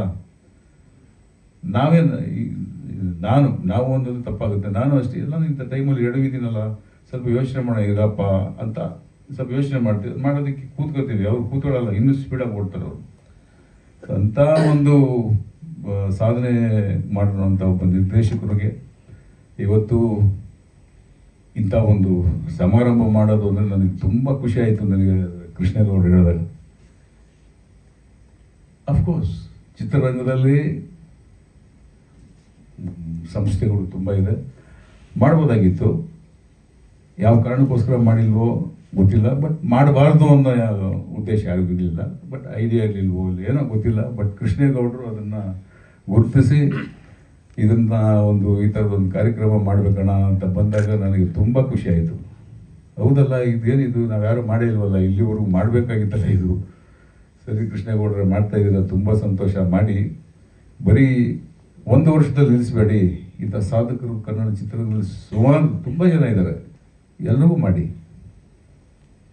ನನ್ನಿಂದ ಏನಾಗಬೇಕು ಹೇಳಿ, ನಾನು ಇದ್ದೀನಿ ನಿಮ್ಮ ಜೊತೆಯಲ್ಲಿ, ಮಾಡಿ ನೀವು ಅಂತ ಹೇಳಿದೆ. ನಾನು ಇಲ್ಲ ಅಣ್ಣ, ವರ್ಷ ಮಾಡ್ತೀನಿ ಬಿಡಿ ಅಣ್ಣ, ಇದನ್ನ ಈ ಥರ ಮಾಡೋಣ. ನಾನು ಅದನ್ನೇ ಈ ಸಂದರ್ಭದಲ್ಲಿ ಹೇಳ್ತೀನಿ. 50 ವರ್ಷಗಳು ಮಾಡಿರೋಂಥ ಸಾಧಕರು ಸುಮಾರು ಜನ ಇದ್ದಾರೆ, ಇಲ್ಲ ಅಂತೇಳಿಲ್ಲ. 25 ಹುಡುಕಿ ಅವ್ರಿಗೂ ಒಂದು ಈ ಥರ ಒಂದು ಕಾರ್ಯಕ್ರಮ ಮಾಡಿ ಒಂದು ಎಂಕರೇಜ್ಮೆಂಟ್, ಇನ್ನೊಂದು ಉತ್ತೇಜನ ಇರ್ತದೆ ಬೇರೆಯವ್ರಿಗೆಲ್ಲ. ಈ ಥರ ಸಮಾರಂಭಗಳನ್ನ ಮಾಡ್ಕೊಂಡು ಹೋಗಿ ನಿಮ್ಮ ಜೊತೆ ನಾವಿದ್ದೀವಿ ಅಂತ ಹೇಳ್ತಾ ನಾನು ಮಾತನ್ನು ಮುಗಿಸ್ತೀನಿ. ನಮಸ್ಕಾರ. Thank you. ತುಂಬ ಜನ ಅವ್ರ ದೂರುಗಳು ಹೇಳ್ತಾನೆ ಇರ್ತಾರೆ, ಅವ್ರ ಕಿವಿಗೂ ಹಾಕೊಳ್ಳಲ್ಲ. ಬಿಡ್ರಪ್ಪ ಬೇರೆ ಏನಾದರೂ ಮಾತಾಡ್ರಿ ಅಂತ ಹೇಳಿ ನೆಗ್ಲೆಕ್ಟ್ ಮಾಡ್ತಾರೆ. ಬಟ್ ನಾವು ಯಾವತ್ತೂ ಹೋದ್ರೂ ಕೂಡ ನಾವು ಯಾವುದೇ ಕೆಲಸ ಕೇಳಿದ್ರು ತುಂಬ ಆತ್ಮೀಯವಾಗಿ ಸ್ವೀಕಾರ ಮಾಡ್ತಾರೆ, ನಮ್ಮ ಜೊತೆಗಿದ್ದಾರೆ. ಅನೇಕ ವಿಚಾರಗಳಿಗೆ ಹಿಂದೆ ನಾನು ನಡ್ಕೊಂಬಂದ ದಾರಿ ಅಂತ ನಾನು ನೋಡ್ಕೊಂಡ್ಬರ್ತಾ ಇದ್ದೀನಿ. ಈಗ ಸಂಗೀತ ಮತ್ತು ಸಾಹಿತ್ಯ ಕೇವಲ ಕೆಲವರು ಸೊತ್ತಲ್ಲ, ಹಾಡುಗಳನ್ನಾಗಿ ಮಾಡಿ ಹಳ್ಳಿ ಹುಡುಗರನ್ನೆಲ್ಲ ತಲೆ ಕೆಡಿಸಿದವರು. ಮತ್ತು ನೀನಾ ಭಗವಂತ ಅಂತ ಬರೆದ್ರು, ಅವ್ರ ಜೊತೆ ಮಾತಾಡೋಗ್ಲೆಲ್ಲ ನಾನು ಅದನ್ನು ನೆನೆಸ್ಕೊತಾ ಇರ್ತೀನಿ. ಅವ್ರ ಕಷ್ಟ ಸಿಕ್ಕಾಗೋದು, ಇಲ್ಲಪ್ಪ ನೀನೇ ಭಗವಂತ ಅಂತ ಚೇಂಜ್ ಮಾಡಿದ್ರು ಅಂತ. ಹಾಗೆ ಇವತ್ತು ಅವರಿಬ್ಬರು ಕಾಂಬಿನೇಷನಲ್ಲಿ ಮೊನ್ನೆ ಮಾತಾಡ್ತಾ ಇದ್ದಾಗ 60 ಸಾಂಗ್ ಇಟ್ಟಾಗಿದೆ ಅಂತ ಖುಷಿ ಆಗೋಯ್ತು. ಅದು ಚಿಕ್ಕ ವಿಚಾರನ, ಒಬ್ಬ ನಿರ್ದೇಶಕ ಒಬ್ಬ ಸಂಗೀತ ನಿರ್ದೇಶಕರ ಕಾಂಬಿನೇಷನಲ್ಲಿ 60 ಸಾಂಗ್ ಇಟ್ಟಾಗುತ್ತೆ ಅಂದರೆ ಅದು ಖಂಡಿತ ಚಿಕ್ಕ ವಿಚಾರ. ಮತ್ತು ಇವರಿಬ್ಬರು ಕಾಂಬಿನೇಷನ್ ಮಾಡಿದ ಈ ಭೂಮಿ ಬಣ್ಣದ ಗೋಡಿ ಪಠ್ಯ ಪುಸ್ತಕ ಸೇರ್ಪಡೆ ಆಗುತ್ತೆ, ಅದು ಚಿಕ್ಕ ವಿಚಾರ ಖಂಡಿತ ಅಲ್ಲ. ಸೊ ಹಾಗಾಗಿ ಈಗ ಅವರು ಅವರ ಒಡನಾಟಗಳನ್ನ ಉಳಿದನ್ನು ಮಾತಾಡ್ತಾರೆ. ಎಲ್ರಿಗೂ ನಮಸ್ಕಾರ. ನಾನು SVR ಅವರ ಸ್ನೇಹಿತ. ಈ SVR 50 ಕಾರ್ಯಕ್ರಮದಲ್ಲಿ ನಾನು ಒಬ್ಬ ಕಾರ್ಯಕರ್ತ. ಮೂಲದಲ್ಲಿ ನಾನು ಅವ್ರ ಸ್ನೇಹಿತ. ಅದು ಹೇಳೋಕ್ಕೆ ಚೆನ್ನಾಗಿದೆ, SVR 50 ಅಂತ. SVR ಫ್ರೆಂಡ್ಸ್ ಅಂದರೆ ಎಸ್ ವಿ ಆರ್ ಫ್ರೆಂಡ್ಸ್ ಅಂತ ಒಂದು ಚೆನ್ನಾಗಿದೆ. ಈ ಸಾಧಕರನ್ನು ಸಂಬೋಧಿಸೋದು ಒಂದು ಸಾಂಸ್ಕೃತಿಕ ಆಚರಣೆ. ಸಾಧಕರನ್ನು ಸಂಬೋಧಿಸಬೇಕು. ಹೇಗೆ ಸಂಬೋಧಿಸಬೇಕು ಅಂತ ಕುವೆಂಪು ಅವರು ಭಾಳ ಚೆನ್ನಾಗಿ ಹೇಳಿದ್ದಾರೆ. ಒಬ್ಬ ಸಾಧಕನನ್ನು ನಾವು ಪೂಜ್ಯರೇ ಅಂತಲೇ ಕರಿಬೇಕು ಅಂತ ಕುವೆಂಪು ಹೇಳ್ತಾರೆ. ಅದಕ್ಕೆ ಅವರು ಕರ್ನಾಟಕದ ಏಕೀಕರಣಕ್ಕಾಗಿ ದುಡಿದ ಸುಮಾರು 300 ಸಾಧಕರನ್ನು ಅವರು ಸಂಬೋಧಿಸೋದಕ್ಕೆ ಮೊದಲು ಕೃತಕೃತ್ಯರಾಗಿರುವ ಪೂಜ್ಯರಿಗಾಗಿ ಅಂತಾರೆ ಅವರು. ಸೊ ಸಾಧಕ ಒಬ್ಬ ಪೂಜ್ಯನಾಗಿರ್ತಾನೆ. ಅವನ ಕೃತಿಯನ್ನು, ಅವನ ಕೊಡುಗೆಯನ್ನು ನೆನೆಸ್ಕೊಳ್ಳೋದಕ್ಕೆ ನಾವು ಒಂದು ಸಂಸ್ಕಾರ ಪಡಿಬೇಕು ಅಂತ ಅವ್ರು ಹೇಳ್ತಾರೆ. ನಾವು ಕೃತಕೃತ್ಯರಾಗಿರುವ ಈ ಪೂಜ್ಯರ ಸಾಧನೆಗಾಗಿ ಅವರು ಮಹತ್ವಾಕಾಂಕ್ಷೆಗಳನ್ನು ಅಮೂಲತ್ತಿಸ್ಕೊಂಡು ದಿನ ಓಡಾಡ್ತಾ ಇರ್ತಾರೆ. ಅವ್ರಿಗೆ ಸಾಮಾನ್ಯವಾಗಿ ಚಿಕ್ಕ ಚಿಕ್ಕ ಕನಸುಗಳ ಜೊತೆಯಲ್ಲಿ ಟಿಫನ್ ಮಾಡೋಕ್ಕೆ ಗೊತ್ತೇ ಇಲ್ಲ. ಅವರಿಗೆ ಎಲ್ಲ ಮಹತ್ವಾಕಾಂಕ್ಷೆಗಳನ್ನು ಅದು ಒಂದು ಅಮಲ್ನಲ್ಲಿ ಓಡಾಡ್ತಾ ಇರ್ತಾರೆ. He is A greatest informative director. ಅವರೊಂದು ಕತೆ ಕೈಗೆ ತಗೊಂಡ್ರೆ ಆ ಕತೆಗೆ ಕೆಲಸ ಮಾಡೋ ಎಲ್ಲ ತಂತ್ರಜ್ಞರಿಗೆ ಆ ಕಥೆಯ ಹಿನ್ನೆಲೆಗೆ ಬೇಕಾದಂಥ ಇನ್ಫಾರ್ಮೇಷನನ್ನು ತಂದು ಸುರಿತಾರೆ. ಅಷ್ಟು ಓದ್ಕೊಂಡಿರ್ತಾರೆ, ಅಷ್ಟು ಇನ್ಫಾರ್ಮೇಷನ್ನ ನಮಗೆ ಕೊಡ್ತಾರೆ ಅವರು. ಅದರಿಂದ ಅವರು ಕೊಡುವಷ್ಟು ಇನ್ಫಾರ್ಮೇಷನ್ನು ನಾನು ಇದುವರೆಗೂ ಯಾವ ನಿರ್ದೇಶಕನ ಬಳಿಯೂ ನಾನು ಕೇಳಿಲ್ಲ. ಅವರು ದೊಡ್ಡದನ್ನು ಬಯಸ್ತಾರೆ, ನಮಗೆಲ್ರಿಗೂ ಒಳ್ಳೆಯದಾಗಲಿ ಅಂತ ಬಯಸ್ತಾರೆ. ನಮ್ಮ ಗೆಲುವನ್ನು ಅವ್ರು ಇಷ್ಟಪಡ್ತಾರೆ. ಎಷ್ಟೋ ಜನ ಡೈರೆಕ್ಟರ್ಗಳು ಅವ್ರ ಅಸಿಸ್ಟೆಂಟ್ಗಳು ಒಳ್ಳೆ ಬಟ್ಟೆ ಹಾಕ್ಕೊಂಬಂದರೆ ಕಂಗೆಂಡು ನೋಡ್ತಾರೆ, ಏನು ಫುಲ್ ಡ್ರೆಸ್ ಹಾಕ್ಕೊಂಬಂದಿದ್ಯಾ ಅಂತ. ಬಟ್ ಅವರು ಏನು ಗೊತ್ತಾ, ತಮ್ಮ ಎಲ್ಲ ಟೆಕ್ನಿಷಿಯನ್ಸ್ಗೆ ನೀಟಾಗಿ ಡ್ರೆಸ್ ಮಾಡಿಕೊಡ್ರು, ಕಲರ್ಫುಲ್ ಆಗಿರೋ, ಫ್ರೆಶ್ ಆಗಿ ಬನ್ನಿರಿ, ಸೆಟ್ಟಲ್ಲಿ ಎಲ್ಲರನ್ನು ಇನ್ಸ್ಪೈರ್ ಮಾಡಿ ಅಂತ. ಅವರು ಅಷ್ಟೇ ತುಂಬ ಟೈಡಿ ಪರ್ಸನ್ನು. ಅವ್ರ ಥರನೇ ತನ್ನ ಎಲ್ಲ ತಂತ್ರಜ್ಞ ಇರಬೇಕು ಅಂತ ಆಸೆ ಪಡೋ ವ್ಯಕ್ತಿ. ನಮಗೆ ಬಹಳ ಖುಷಿಯಾಗಿದೆ. ಉದಯ್ ಶಂಕರ್ ಅವ್ರದ್ದೊಂದು ಕನಸಿತ್ತು, ನಾನು ಕವಿ ಅಲ್ಲ ಅಂತ ಎಲ್ಲರೂ ಡಿಸೈಡ್ ಮಾಡಿದ್ದಾರೆ. ಆದರೆ ನಮ್ಮ ಹಾಡುಗಳು ಜನಪ್ರಿಯವಾಗಿರೋಷ್ಟು ಕವಿಗಳ ಹಾಡುಗಳಾಗಿಲ್ಲ. ನಮ್ಮದು 1-2 ಹಾಡು ಮಕ್ಕಳು ಓದುವ ಪುಸ್ತಕದಲ್ಲಿ ಇರಬೇಕು ಅಂತ ಉದಯ್ ಶಂಕರ್ ಕನಸಾಗಿತ್ತು. ನಾವು ಅದಕ್ಕೆಲ್ಲ ಭಾಳ ಹೋರಾಡಿದ್ವಿ, ಅದು ಆಗಲಿಲ್ಲ. ನನ್ನ ಕಾಲದಲ್ಲಿ SVR ಅವರ ಚಿತ್ರದ ಒಂದು ಗೀತೆ 7ನೇ ತರಗತಿಯ ಮಕ್ಕಳಿಗೆ ಒಂದು ಪಠ್ಯವಾಗಿ ಬಂತಲ್ಲ, ಅದು ಒಂದು ದೊಡ್ಡ ಸಾಧನೆ. ಸೊ ನನಗೆ ಅದರ ಬಗ್ಗೆ ಅತೀವವಾದ ಕೃತಜ್ಞತೆ ಇದೆ. ನಮಗೆ ಸ್ವಾರ್ಥ ಇದೆ. ನಾವು ಒಂದು ದೇಸಿ ವಿದ್ಯಾಸಂಸ್ಥೆ ನಡೆಸ್ತೀವಿ. ಅಲ್ಲಿ ಈ 5ನೇ ಸಂಗೀತ ಶಾಸ್ತ್ರ, ಅದಕ್ಕೆ ಬೇಕಾದಂಥ ಪ್ರಚಾರ ಇತ್ಯಾದಿಗಳನ್ನು ಮಾಡ್ತಾಯಿದ್ದೀವಿ. ಆ 5ನೇ ಅನ್ನುವ ಹೆಸರಿನಲ್ಲಿ ದೊಡ್ಡ ದೊಡ್ಡ ಸಾಧಕರಿಗೆ ಬಂಗಾರದ ಪದಕವನ್ನು ಕೊಡಬೇಕು ಅಂತ ಒಂದು ಇಡಗಂಟನ್ನು ಇಟ್ಟು, ನಾನಾದ ಮೇಲೆ, ನನ್ನ ಮಕ್ಕಳಾದ ಮೇಲೆ, ಮಕ್ಕಳಾದ ಮೇಲೆ ಅವರು ಕೂಡ ಚಿತ್ರರಂಗದ ಸಾಧಕರಿಗೆ ಆ 5ನೇ ಚಿನ್ನದ ಪದಕವನ್ನು ಕೊಡಬೇಕು ಅಂತ ಉಯಿಲು ಬರೆದಿಟ್ಟಿದ್ದೀನಿ. ಮೊದಲನೆಯ ಪದಕವನ್ನು ನಾನು ಶಿವರಾಜ್ ಕುಮಾರ್ ಅವರಿಗೆ, ನಮ್ಮ ಸಿನಿಮಾ ಕ್ರಿಟಿಕ್ ಅಕಾಡೆಮಿಯವರು ಒಂದು ಕಾರ್ಯಕ್ರಮ ಮಾಡಿದ್ರು, ಅಲ್ಲಿ ಅವ್ರಿಗೆ ಕೊಟ್ಟಿದ್ವಿ ಜೀವನ ಸಾಧನೆಗೆ. 2ನೇ ಚಿನ್ನದ ಪದಕ ನನ್ನ ಸ್ನೇಹಿತರಾದಂಥ ಶ್ರೀ ರಾಜೇಂದ್ರ ಸಿಂಗ್ ಬಾಬು ಅವರಿಗೆ ಈ ಕಾರ್ಯಕ್ರಮದಲ್ಲಿ ಕೊಡ್ತಿದ್ದೀವಿ. ಮತ್ತು ಈ 5 ದಿವಸಗಳ ಕಾರ್ಯಕ್ರಮದಲ್ಲಿ ಸಮಾರೋಪವಾಗಿ ನಾವು ಒಂದು ದೊಡ್ಡ ಆರ್ಕೆಸ್ಟ್ರಾ ಯೂನಿಟು ಅವರ ಹಾಡುಗಳನ್ನು ಹಾಡಿ ಆ ದಾಖಲಾತಿಗಳನ್ನು ಜನಕ್ಕೆ ತಿಳಿಸ್ತೀವಿ. ಇದರ ಜೊತೆಯಲ್ಲಿ ನಾವು ಈ ಕೆಲಸಗಳನ್ನು ಮಾಡಲಿಲ್ಲ ಅಂದರೆ ನಮ್ಮ ಉದ್ಯಮದ, ನಮ್ಮ ಸಾಧಕರ ಕೊಡುಗೆಗಳನ್ನು ನಾವು ಸಂಭ್ರಮಿಸ್ತಿದ್ರೆ ಎಲ್ಲ ಚಾನಲ್ಗಳು ಅವರ ತುಣುಕುಗಳು, ಅಂದರೆ ಅವ್ರು ಕರೆಸೋದು, ಮಾತಾಡಿಸೋದು, ಈ ಹಾಡು ಬಗ್ಗೆ ಹೇಳಿ ಅನ್ನೋದು, ಅದರ ಸತ್ಯಾಸತ್ಯತೆ ಎಷ್ಟಿರುತ್ತೋ ಗೊತ್ತಿರಲ್ಲ. ಹೀಗೆ ತುಂಡಾಗಿ ಅವರ ಎಲ್ಲ ಸಾಧನೆಯ ಕೊಡುಗೆಗಳು ಚಾನಲ್ಗಳು ಪಾಲಾಗ್ತಾ ಇದ್ದಾವೆ. ನಾವು ಈ ಕೆಲಸ ಮಾಡ್ತಾರೆ, ತುಂಬ ಒಳ್ಳೆಯ ಕೆಲಸ. ನಮ್ಮ ಮೀಸೆ ನಾವು ತಾನೇ ತಿರುಗಿಸ್ಕೋಬೇಕು, ಬೇರೆಯವ್ರು ಬಂದು ಯಾರು ತಿರುಗಿಸ್ತಾರೆ? ನಾವೇನು ಮಾಡಿದ್ವಿ ಈಗ ಅಂದರೆ SVR ಆಡಿಯೋ ಬಯೋ ಅಂತ ಒಂದು ದೊಡ್ಡ ಸೀರೀಸ್ ಮಾಡಿ ಅದಕ್ಕೆ ಹಣ ಹುಡುವನ್ನು ಹುಡುಕಿ ಅವರ ಎಲ್ಲ ಚಿತ್ರದ ಹಾಡುಗಳು, ಅದರ ಹಿನ್ನೆಲೆ, ಸಾಹಿತ್ಯಿಕ, ಸಾಂಸ್ಕೃತಿಕ ಮತ್ತು ಎಲ್ಲ ಹಿನ್ನೆಲೆಗಳ ಮಾಹಿತಿಗಳನ್ನು ಒಳಗೊಂಡ ಆಡಿಯೋ ಬಯೋ ಸೀರೀಸ್ ಒಂದನ್ನು ನಾವು ಅವರಿಗೆ ಸಿದ್ಧಪಡಿಸಿದ್ದೇವೆ. ಈ SVR50 ಸಂಭ್ರಮದಲ್ಲಿ ಅವರಿಗೆ ಚಿನ್ನದ ಬದುಕನ್ನು ಕೊಡೋದೊಂದು ಮತ್ತು ಉದ್ಯಮದ ಎಲ್ಲ ಯುವ ಪೀಳಿಗೆಯನ್ನು ಇವರ ಮುಂದೆ ತಂದು ನಿಲ್ಲಿಸೋದು ಮತ್ತು ಅವರ ಆಡಿಯೋ ಬಯೋಗ್ರಫಿಯನ್ನು ನಾಡಿಗೆ ಅನಿಸೋದು ನಮ್ಮೆಲ್ಲರ ಕೆಲಸವಾಗಿದೆ. ಸರ್, 100 ಕಾಲ ಸುಖವಾಗಿದೆ sir. Thank you very much. ನಮ್ಮ ಉದ್ಯಮದಲ್ಲಿ ಅಂದರೆ ಸುಮಾರು ಹಿರಿಯ ನಿರ್ದೇಶಕರಾಗ್ಬೋದು, ನಿರ್ಮಾಪಕರಾಗ್ಬೋದು, ಕಲಾವಿದರಿಗಾಗ್ಬೋದು ಎಲ್ಲೋ ಒಂದು ಅವಕಾಶ ಸಿಗುತ್ತೆ. ಸರ್ಕಾರ ಒಂದು ಅಕಾಡೆಮಿ ಅಧ್ಯಕ್ಷರಾಗಿ ಮಾಡ್ತಾರೆ, ಇಲ್ಲ ಎಲ್ಲೋ ಒಂದೊಂದು ಪದವಿ, ಎಲ್ಲೋ ಒಂದು ಸ್ಥಾನಮಾನ ಕೊಟ್ಟಾಗ ನನ್ನ ಒಂದು ರಿಕ್ವೆಸ್ಟ್ ಏನಂದರೆ, ಅಕಾಡೆಮಿ ಮಾಡೋದಾಗಿಂದ ತುಂಬ ಜನ ಆಗಿದ್ರು. ಸೊ ಅವರವರ ಸಾಧನೆ ಮಾಡಿದ್ದಾರೆ, ಇಲ್ಲ ಅಂತ ಹೇಳಿಲ್ಲ. ಆದರೆ ಈ ಸಂದರ್ಭದಲ್ಲಿ ಒಂದು ನಾನು ಏನಕ್ಕೆ ಮತ್ತೆ ಮಾತಾಡಿದೆ ಅಂದರೆ, ಬೆಳ್ಳಿ ಹೆಜ್ಜೆ ಅನ್ನೋ ಒಂದು ಎಷ್ಟು ಚೆನ್ನಾಗಿ ಪ್ರತಿಯೊಬ್ಬ ಚಿತ್ರೋದ್ಯಮದ ಸಾಧಕರನ್ನ ಗುರುತಿಸಿ ಆ ಬೆಳ್ಳಿ ಹೆಜ್ಜೆಯಲ್ಲಿ ಪ್ರತಿಯೊಬ್ಬರಿಗೂ ಆ ಗೌರವವನ್ನು ಸೂಚಿಸಿದ್ರಲ್ಲ ಬಾಬು, ಹ್ಯಾಟ್ಸ್ ಆಫ್ ಟು ಯು. ಏನಕ್ಕೆ ಇದನ್ನು ಹೇಳ್ತಾ ಇದ್ದೀನಿ ಅಂದರೆ, ಇನ್ನು ಮುಂದೆ ಬರೋವಂಥ ಅಧ್ಯಕ್ಷರುಗಳು ಯಾರ ಈ ಥರ ಒಂದು ಸ್ಥಾನಮಾನ ಸಿಕ್ಕಿದಾಗ ಇಂಥದನ್ನೆಲ್ಲ ದಯವಿಟ್ಟು ಮಾಡಿ ಅನ್ನೋ ಒಂದು ಮಾತನ್ನು ಹೇಳೋಕ್ಕೆ ಇಷ್ಟಪಡ್ತಾ ಇದ್ದೀನಿ ನಾನು. ಆಮೇಲೆ ಆ ಒಂದು ಫಿಲ್ಮ್ ಫೆಸ್ಟಿವಲ್ ಮಾಡಿದಾಗಲೂ ಅಷ್ಟೇ, ಅದು ವಿಧಾನಸೌಧದ ಮೆಟ್ಲಲ್ಲಿ ಆಗಲೇಬೇಕು ಅಂತೇಳಿ ನೀವು ಮಾಡಿ ಅದನ್ನು ಮಾಡಿಸಿದ್ರಿ. ಅದು that also very big closing ceremony Mysuru ಅರಮನೆಯಲ್ಲಿ ಮಾಡಿದ್ವಿ. ಸೊ ಇಟ್ ಈಸ್ ಇಲ್ಲಿ ಈ ಥರದ್ದೆಲ್ಲ ಸಾಧನೆಗಳಿದೆಯಲ್ಲ, ಏನಕ್ಕೆ ನಮ್ಮ ಚಿತ್ರೋದ್ಯಮದಲ್ಲಿ ಯಾರಿಗೆ ಆಗ್ಬೋದು, ಯಾರನ್ನು ಸಿಗಲಿ, ನಮ್ಗೆ ಅದ್ರ ಪ್ರಶ್ನೆ, ಅದ್ರಲ್ಲಿ ಬೇಜಾರಿಲ್ಲ. ಸಿಕ್ಕಿದಾಗ ಈ ಥರದ್ದೊಂದು ಅವಕಾಶ ಇಟ್ಕೊಂಡು ಈ ಥರ ಕಾರ್ಯಕ್ರಮಗಳನ್ನ ಮಾಡಿ ಅನ್ನೋದನ್ನ ನಿಮ್ಮ ಮುಖಾಂತರ ನಾನು ತಿಳಿಸ್ತಾ ಇದ್ದೀನಿ ಅಷ್ಟೇ. Thank you. ನಾವು ಈ ಕಾರ್ಯಕ್ರಮ ಮಾಡಬೇಕು ಅಂತೇಳಿ ಒಂದು ಸಾಮಾನ್ಯ ಸಭೆ ಸೇರಿದ್ವಿ. ಅವತ್ತು ಅಪ್ಸರಿಕರು ಬಂದಾಗ ಮೊದಲ ವಾಕ್ಯ, ಕೃಷ್ಣಗೌಡ ನೀವು ಪ್ರತಿ ವರ್ಷ ಮಾಡು, ಅವರಿಗೆ ಚಿನ್ನದ ಪದಕವನ್ನು ನಾನು ನೀಡ್ತೇನೆ, ಇದು 1 ವರ್ಷಕ್ಕೆ ನಿಲ್ಲಬಾರ್ದು ಅಂತ ಹೇಳಿ ಅವರು ಕೂಡ ನಮಗೆ ಬೇಕಂತೇಳಿ ನನ್ನ ಜೊತೆ ನಿಂತವರು. ಆಮೇಲೆ ಕಾರ್ಯಕ್ರಮನೂ ಕೂಡ ತುಂಬ ಅದ್ದೂರಿಯಾಗಬೇಕು, ಸುಮ್ಮನೆ ಏನೋ ಅದನ್ನು ಶಾಲೆ ಹಾಕ್ಬಿಟ್ಟು ಅವ್ರ ಬಗ್ಗೆ 2 ಭಾಷಣ ಮಾಡಿ ಕೈಗೊಂದು ಮೊಮೆಂಟ ಕೊಟ್ಟು ಕಳ್ಸೋ ಥರ ಆಗಬಾರ್ದು. ಒಂದು ಸಾಂಸ್ಕೃತಿಕ ಹಬ್ಬ ಆಗಬೇಕು, ಆ ಹಬ್ಬದ ರೂಪುರೇಷೆಗಳು ಹೆಂಗಿರಬೇಕು ಅಂತಕ್ಕಂಥ ಎಲ್ಲ ಮಾಹಿತಿಗಳನ್ನ ನೀಡಿದ್ರು.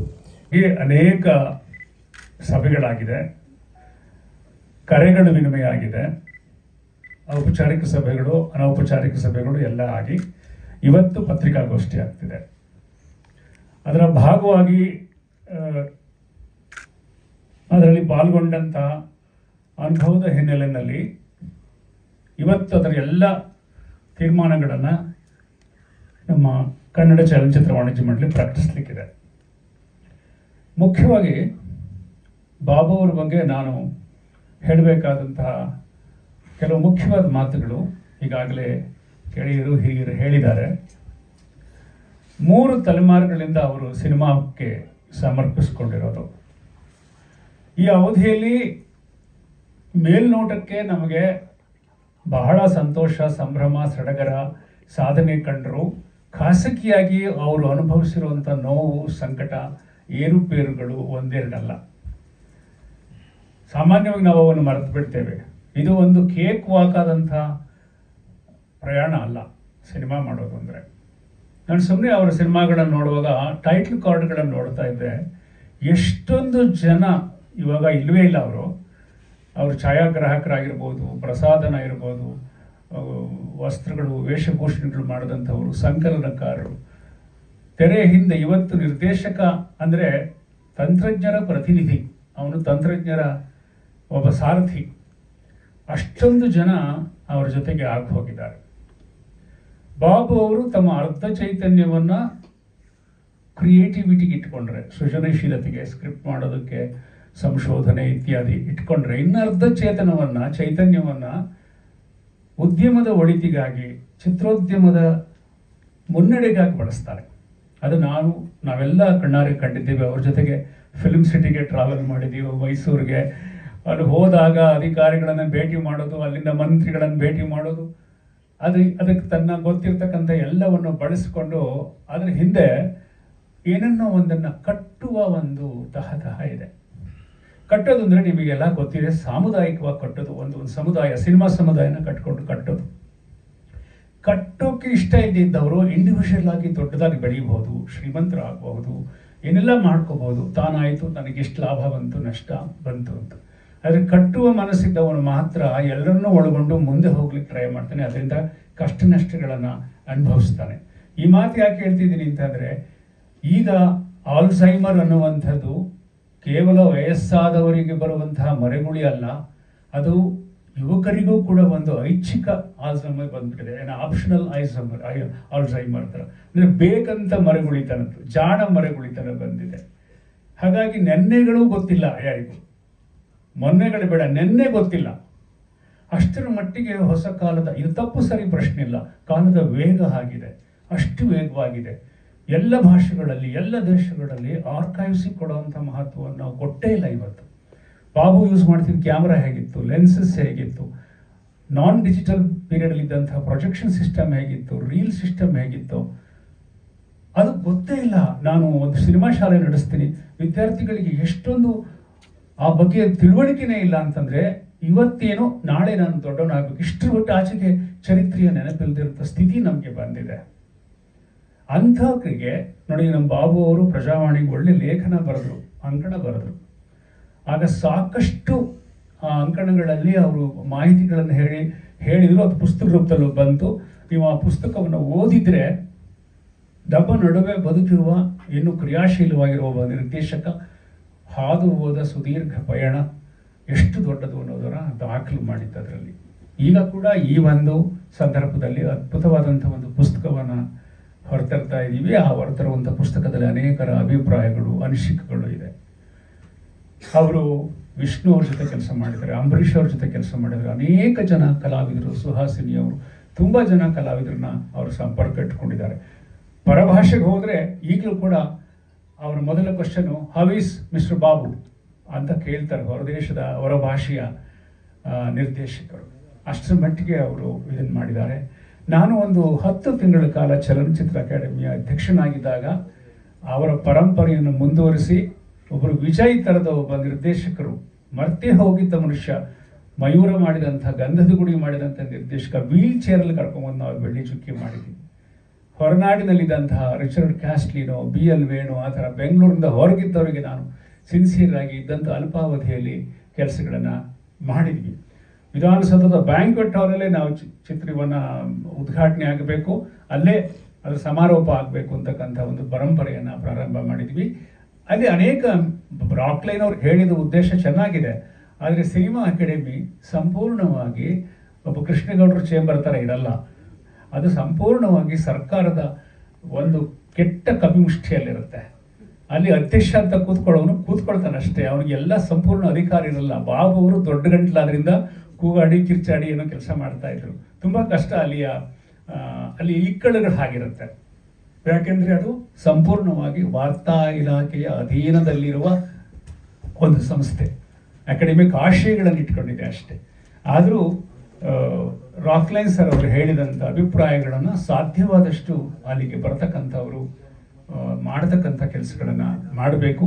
ಮತ್ತು ಈ ಒಂದು ಯೋಜನೆ ಏನಿದೆ ಇದನ್ನು ನಾವು ಮುಂದುವರಿಸೋದ್ರ ಮೂಲಕ ಬೇರೆ ಬೇರೆ ಕ್ಷೇತ್ರಗಳಲ್ಲಿ ಕೆಲಸ ಮಾಡಿದ ಹಿರಿಯ ಸಾಧಕರನ್ನು ತರಲಿಕ್ಕೆ ಸಾಧ್ಯ ಆಗುತ್ತೆ.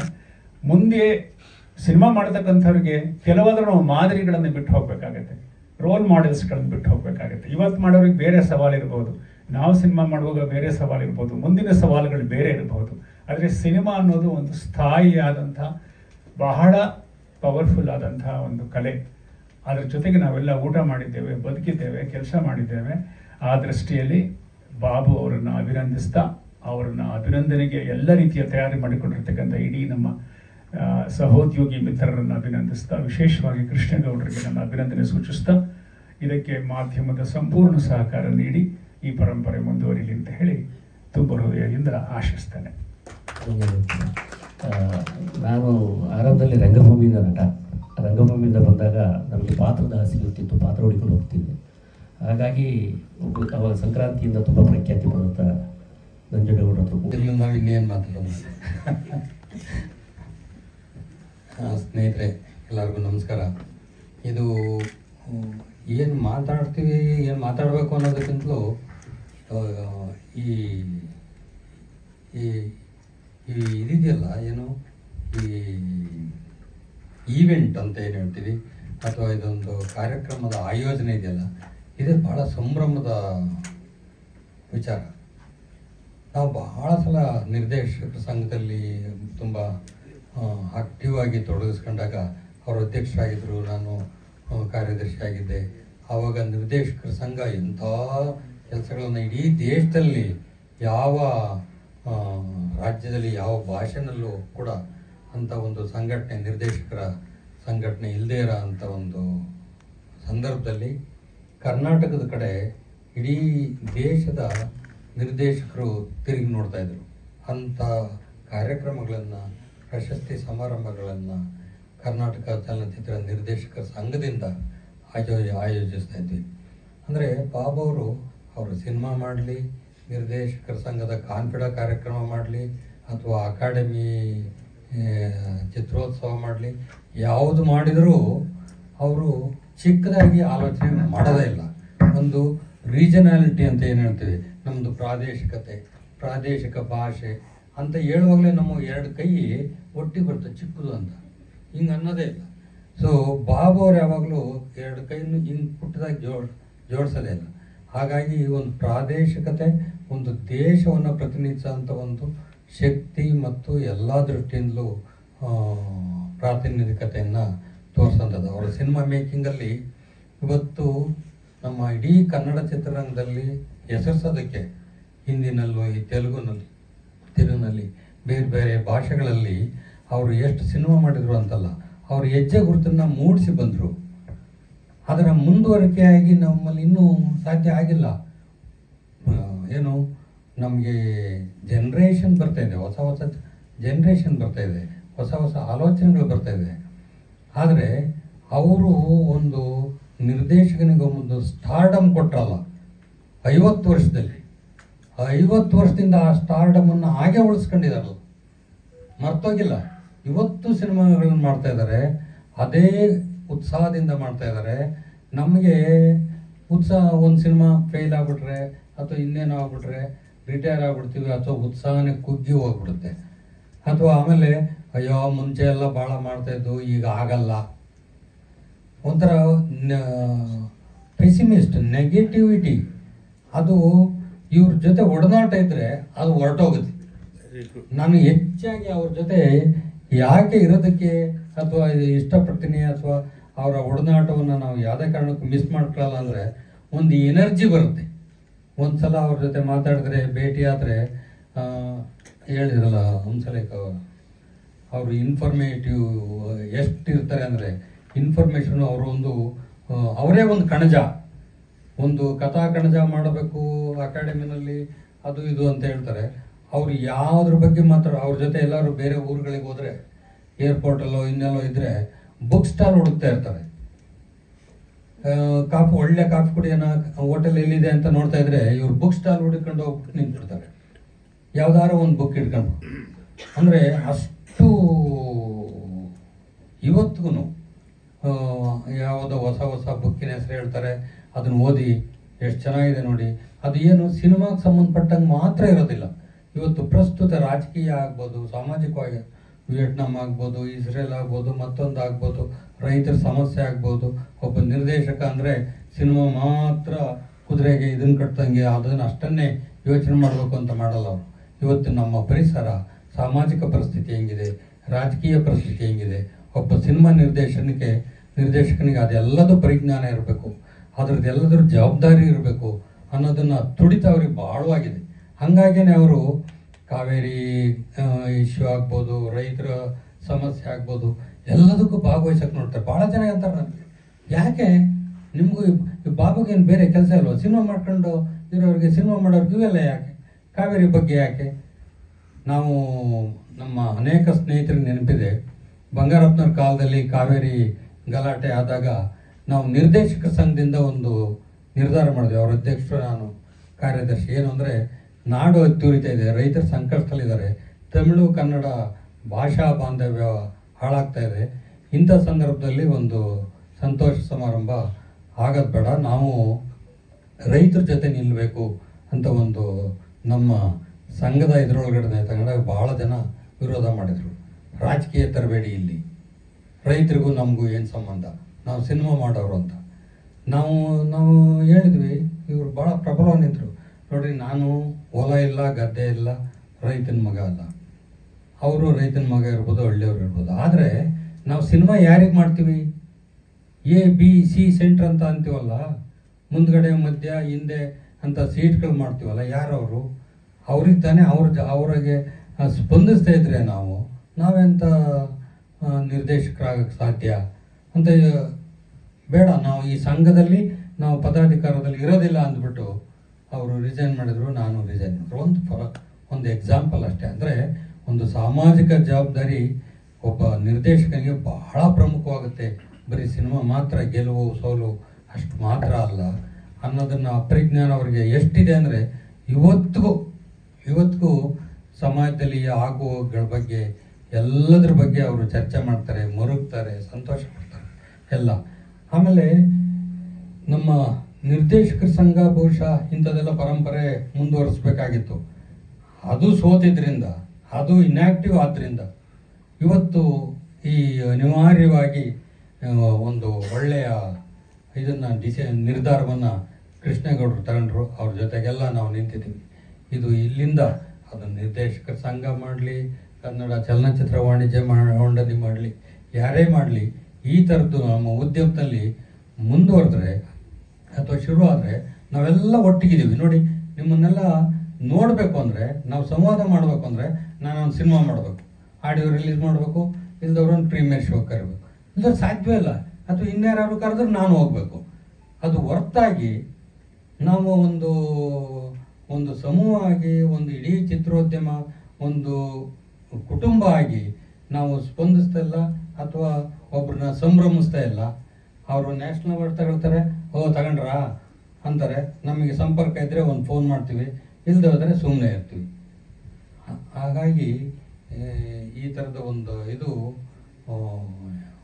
ಪರಿಪಾಠ ಮುಂದುವರಿಬೇಕಾಗುತ್ತೆ.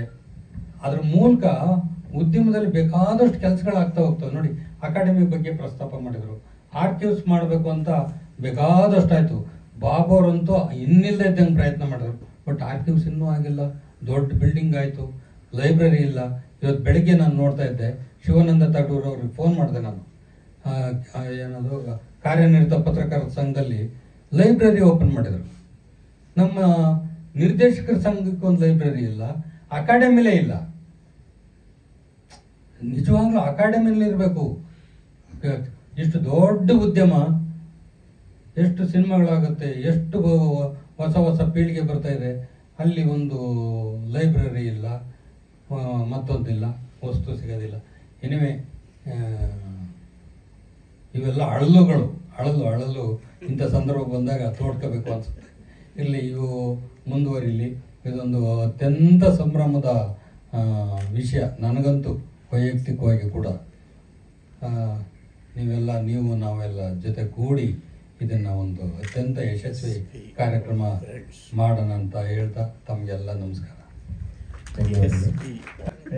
ಈ ಲೆವೆಲ್ಗೆ ಸ್ಪೀಡ್ ಬ್ರೇಕರ್ ಆಗ್ತಿರ್ತಾರೆ. ಹಾಗಾಗಿ ಈಗ 10 ರಾಷ್ಟ್ರೀಯ ಪ್ರಶಸ್ತಿ ಪಡೆದಂಥವ್ರು ಎಲ್ಲಿಗೆ ನಮಸ್ಕಾರ. ಸರ್ಕಾರದಲ್ಲಿ 60ನೇ ವಯಸ್ಸನ್ನ ನಿವೃತ್ತಿಯ ಕಾಲ ಅಂತ ಹೇಳ್ತಾರೆ. ಕಲಾವಿದನಿಗೆ ನಿವೃತ್ತಿ ಇಲ್ಲ. ಅದಕ್ಕೆ ಉದಾಹರಣೆ ಬಾಬು ಅವರು. ಮಹಾತ್ಮ ಪಿಕ್ಚರ್ಸು ಅವ್ರ ತಂದೆಯವರು ಪ್ರಾರಂಭ ಮಾಡಿದ್ರು, 75 ವರ್ಷ ದಾಟಿದೆ. ಅವ್ರ ಸಿನಿಮಾಗಳನ್ನ ಪ್ರಾರಂಭ ಮಾಡಿ 50 ವರ್ಷ ದಾಟಿದೆ. ನಾಗಕನ್ನಿಕಾ ಅಲ್ವಾ ಸರ್? 1975ನೇ ಇಸ್ವಿಯಲ್ಲಿ ನಾಗಕನ್ನಿಕಾ ಸಿನಿಮಾದಿಂದ ಪ್ರಾರಂಭ ಆಯಿತು. ಅವರ ನಾಗರಹೊಳೆ ನೋಡಿದಾಗ ನಾವೆಲ್ಲ ಚಿಕ್ಕ ಹುಡುಗರು, ಬಹುಶಃ ನಿಮ್ಮಲ್ಲಿ ಎಲ್ಲರೂ ಚಿಕ್ಕ ಹುಡುಗರಾಗಿರ್ತೀವಿ ಅಂತ ನಾವು ಬ್ಲಾಕಲ್ಲಿ ಸಿನಿಮಾ ನೋಡಿದ್ದು ಸರ್ ನಾವೆಲ್ಲ. ಹಾಗಾಗಿ ಇಲ್ಲಿ ಎಲ್ಲರೂ ನಿಮ್ಮ ಅಭಿಮಾನಿಗಳೇ ಒಂದು ರೀತಿಯಲ್ಲಿ. 50 ವರ್ಷನ ಒಬ್ಬ ನಿರ್ದೇಶಕ ಪೂರೈಸಿ ಈಗಲೂ ಕಾರ್ಯಪ್ರವೃತ್ತನಾಗೋದು ಭಾರತೀಯ ಚಿತ್ರರಂಗದ ಮಟ್ಟಿಗೆ, ಕರ್ನಾಟಕ ಚಿತ್ರರಂಗದ ಮಟ್ಟಿಗೆ ಅಷ್ಟು ಸರಳವಾದ ವಿಚಾರ ಅಲ್ಲ. ಇವತ್ತು ಚಿತ್ರರಂಗ ಹೇಗಿದೆ ಅಂತ ನಿಮ್ಗೆ ಎಲ್ರಿಗೂ ಗೊತ್ತಿದೆ.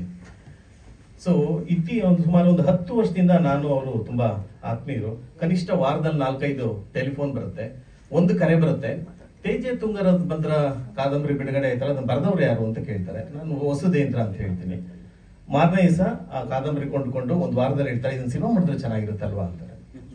ಮತ್ತಿನ್ನೊಂದು ದಿವಸ ಫೋನ್ ಮಾಡ್ತಾರೆ ಅವರು, ಈ ನಮ್ದು ಸ್ವಪ್ನ ಸಾರಸ್ವತ ಇದೆಯಲ್ಲ ಅದ್ರ ಬರೆದವ್ರು ಯಾರು, ಗೋಪಾಲಕೃಷ್ಣ ಪೈ ಬರೆದದ್ದು ಅಂತಾರೆ. ತಕ್ಷಣ ಅವ್ರನ್ನ ಸಂಪರ್ಕ ಮಾಡ್ತಾರೆ, ಪುಸ್ತಕ ತಗೋತಾರೆ, ಓದ್ತಾರೆ, ಇದನ್ನ ಸಿನಿಮಾ ಮಾಡಿದ್ರೆ ಹೇಗಿರುತ್ತೆ ಅಂತಾರೆ. ಇನ್ಯಾವತ್ತೂ ಒಂದ್ ದಿವಸ ಫೋನ್ ಮಾಡ್ತಾರೆ, ಕಾಳಿಂಗರಾಯರ ಬಗ್ಗೆ ಏನ್ ಮಾಹಿತಿ ಇದೆ ಅಂತ, ನೀವು ಮಾಡ್ಬೇಕಾಯ್ತು, ನಿಮ್ಮ ಹತ್ರ ಬಂದು ನಾವು ಬಂದಿದ್ವಿ ಮಾತಾಡೋದಕ್ಕೆ, ಕಾಳಿಂಗರಾಯರ ಬಗ್ಗೆ ಸಿನಿಮಾ ಮಾಡಿದ್ರೆ ಎಷ್ಟು ಚೆನ್ನಾಗಿರುತ್ತೆ ಅಂತಾರೆ. ಇನ್ಯಾವತ್ತೂ ಮದಕರಿ ನಾಯಕನ ಬಗ್ಗೆ ಯೋಚನೆ ಮಾಡ್ತಾರೆ. ಈ ತರದ ಯೋಚನೆಗಳನ್ನ ಮಾಡುವಂತ ಚಿರ ಯುವಕ ರಾಜೇಂದ್ರ ಸಿಂಗ್ ಬಾಬು ಅವರು. ನಮ್ಗೆ ಅದು ಹೊಳೆಯದೇ ಇಲ್ಲ, ನಮ್ಗಂತ್ರ ವಯಸ್ಸಾದಂಗೆ ಕಾಣ್ತಾ ಇರ್ತೀವಿ. ಅವರು ಬಿಳಿ ಕೂದಲಿದ್ರು ಕೂಡ ಇನ್ನೂ ಚಿರ ಯುವಕರಾಗಿ ಒಂದ್ ದಿವಸ ಇನ್ಯಾವತ್ತೋ ಫೋನ್ ಮಾಡ್ತಾರೆ, ನನಗೊಂದು 4-5 ನ್ಯಾಷನಲ್ ಅವಾರ್ಡ್ ಬಂದಿದೆ, ಈ ಸರ್ಕಾರ ನಮ್ಮ ಮಾತು ಕೇಳ್ತಾ ಇಲ್ಲ, ಟೌನ್ ಹಾಲ್ ಮುಂದೆ ನಾನಂತೂ ಒಂದ್ ದಿವಸ ಕೂತ್ಕೊಂಡು ಈ ನ್ಯಾಷನಲ್ ಅವಾರ್ಡ್ ಎಲ್ಲ ಮಾರಾಟ ಮಾಡ್ಬಿಡ್ತೀನಿ, ಹರಾಜ್ ಹಾಕ್ಬಿಡ್ತೀನಿ, ನೀವು ಬರ್ತೀರ ನನ್ನ ಜೊತೆಲಿ ಅಂತಾರೆ. ಅವಾಗಾದ್ರೂ ಸರ್ಕಾರಕ್ಕೆ ಬುದ್ಧಿ ಬರುತ್ತೆ ಅಂತಾರೆ. ಈ ಕರ್ನಾಟಕ ಸರ್ಕಾರ ಯಾಕೆ 200 ರೂಪಾಯಿ ಟಿಕೆಟ್ ಇಟ್ಟಿಲ್ಲ ಅಂತ ಹೋರಾಟ ಪ್ರಾರಂಭ ಮಾಡ್ತಾರೆ. ಅವರು ಕಿಚ್ಚತ್ತದವರು ಇಡಿತು. ಆಮೇಲೆ ಏನೇನೋ ಆಗ್ತಾ ಇದೆ ಬೇರೆ ವಿಚಾರ. ಹೀಗೆ ನಾನು ಹೇಳ್ತೀನಿ ಸರ್, ನಮಗೆ ಸಂಬಂಧಪಡದೇ ಇರೋ ವಿಚಾರಗಳ ಬಗ್ಗೆ ಯಾಕೆ ಇಷ್ಟೊಂದು ತಲೆ ಕೆಡಿಸ್ಕೋಬೇಕು ಸರ್? ವಾಣಿಜ್ಯ ಮಂಡಳಿ ಇದೆ, ಅವರೆಲ್ಲ ಮಾಡ್ತಾರೆ, ನಾವು ಸಿನಿಮಾ ಮಾಡೋಣ ಅಂತೀನಿ. ಹಂಗಲ್ಲ, ನಾವು ಸಿನಿಮಾ ರಂಗದ ಒಂದು ಭಾಗ. ಅದು ಒಳ್ಳೇದು ಕೇಳಕ್ಕೂ ನಮಗಷ್ಟೇ ಅಲ್ಲ, ನಮ್ಮ ಮುಂದಿನ ಪೀಳಿಗೆಗೂ ಅದು ಅನ್ವಯಿಸುತ್ತೆ. ಹಾಗಾಗಿ ನಾವೆಲ್ಲದನ್ನು ಧ್ವನಿ ಎತ್ತಬೇಕು ಅಂತ ನಿರಂತರವಾಗಿ ಧ್ವನಿ ಎತ್ತಾ ಬಂದಿರುವಂತ ರಾಜೇಂದ್ರ ಸಿಂಗ್ ಬಾಬು ಅವರು, ಅವರ 39 ಚಿತ್ರಗಳು ಸಣ್ಣ ವಿಚಾರ ಅಲ್ಲ, 4-5 ಭಾಷೆಗಳಲ್ಲಿ ಮಾಡಿರುವಂಥದ್ದು.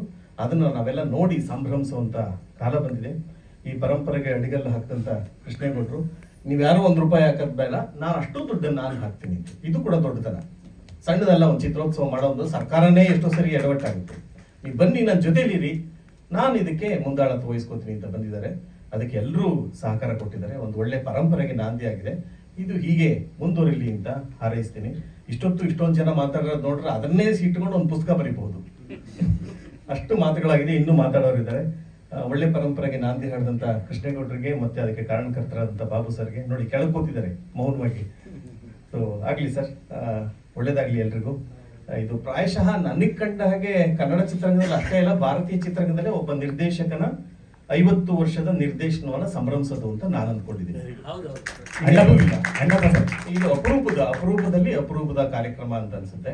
ನಾನು ಇನಾಗ್ರೇಷನ್ ಯಾರು ಬೇಕು ಅಂತ ಮಣಿರತ್ನ ಬರ್ತಾರೆ, ಸುಹಾಸಿನಿ ಬರ್ತಾರೆ, ನೀವು ನೇಮ್ ಇಟ್. ಆ 39 ಸಿನಿಮಾಗಳನ್ನ ನೋಡಿದ್ರೆ ಬಹುಶಃ ಪ್ರತಿದಿನನೂ ಎಲ್ಲ ಸೆಲೆಬ್ರಿಟಿಗಳು ಇರ್ತಾರೆ. ಕೊನೆಯ ದಿನ ಮುಖ್ಯಮಂತ್ರಿಗಳು ಬರ್ತಾ ಇದ್ದಾರೆ, ಅವ್ರನ್ನ ಆಹ್ವಾನ ಮಾಡಿದ್ವಿ, ಅವ್ರು ಬರ್ತಾ ಇದ್ದಾರೆ. ಆಮೇಲೆ ಒಂದು ಸಾಕ್ಷ್ಯ ಚಿತ್ರ ಕೂಡ ಅದಾಗ್ತಾ ಇದೆ, ಲಿಂಗದೇವರ ಸಾಕ್ಷಿ ನಿರ್ದೇಶನ ಮಾಡ್ತಾ ಇದ್ದಾರೆ. ಇದು ನಿಜವಾಗಿ ಒಬ್ಬ ಕಲಾವಿದನನ್ನ ನಾವೆಲ್ಲ ಸೇರಿ, ನಿರ್ದೇಶಕರು, ತಂತ್ರಜ್ಞರು ಸೇರಿ ಕೊಡುವಂತ ದೊಡ್ಡ ಗೌರವ. ಆ ಗೌರವಕ್ಕೆ ನಿಜವಾಗಿ ಅವರು ಅರ್ಹತೆ ಉಳ್ಳುವಂಥವ್ರು. ಸರ್, ಇನ್ನೂ ಅವರು ಕಂಬಳದಲ್ಲಿ ಯೋಚನೆ ಮಾಡ್ತಾ ಇರ್ತಾರೆ, ಇನ್ನೂ ನಿರಂತರವಾಗಿ ಚಿತ್ರಗಳು ಮಾಡ್ತಾ ಇರ್ತಾರೆ. ಕೊನೆ ಉಸಿರಿನವರೆಗೂ ನೀವು ಚಿತ್ರ ಮಾಡಿ ಸರ್, ಅದು ನೋಡೋದಕ್ಕೆ ನಾವೆಲ್ಲ ಇದ್ದೀವಿ ಅಂತ ಹೇಳ್ತಾ ಶುಭವಾಗಲಿ ಸರ್. Thank you. ಎಲ್ರಿಗೂ ನಮಸ್ಕಾರ. ವೇದಿಕೆ ಮೇಲಿರೋ ಎಲ್ಲ ಗಣ್ಯರಿಗೂ ಹಾಗೂ ಎದುರುಗಡೆ ಇರೋ ಎಲ್ಲ ಹಿರಿಯರಿಗೂ ಹಾಗೂ ನನ್ನಂತ ಕಿರಿಯರಿಗೂ ನಮಸ್ಕಾರ. ಗಲಾಟೆ ಮಾಡೋದು ಅಂತ ಹೇಳಿದ್ರೆ ತಂಗಿಯಾಗಿ ನನ್ನ ಕಮಿಟಿಲಿ ಹಾಕೋಬೇಡಿ, ನನಗೂ ಒಂದು ಇಂಡಿವಿಜುವಾಲಿಟಿ ಕೊಡಿ ಅಂತ ಹೇಳಿದೆ ಅಷ್ಟೇ. ಯೂಶಲಿ ನೀವು ತಂಗಿ ಅಲ್ವಾ ಅಂತ ಬನ್ನಿ ಅಂತ ಹೇಳ್ತಾರೆ, ಅದು ಬೇಡ ಅಂತ. ಬಾಬು ಬಗ್ಗೆ ಎಲ್ಲಿಂದ ಹೇಳೋದು? ಮನೇಲಿ ನೋಡಿದ್ದೀವಿ, ಸಿನಿಮಾದಲ್ಲಿ ಕೆಲಸಗಳನ್ನ ನೋಡಿದ್ದೀವಿ. ಇದು SVR 50 ಅನ್ನೋ ಬದಲು SVR 75 ಅಂತಿದ್ರೆ ಇನ್ನೂ ಚೆನ್ನಾಗಿರೋದು. ಯಾಕಂದ್ರೆ ಅವರ ಬಾಲ್ಯ ನಟನ ಜೀವನದಿಂದ ಶುರುವಾಗಿದ್ದ ಅವರ ಪಯಣ ಇವತ್ತು ಹಲವಾರು ಏಳು ಬೀಳುಗಳು, ಅದು ನಿರಂತರ ಅವರು ಆಲ್ವೇಸ್ ಥಿಂಕ್ ಬಿಗ್ ಅನ್ನೋ ಒಂದು ಇದರಲ್ಲೇ ನಡ್ಕೊಂಡು ಬಂದಿರೋದು.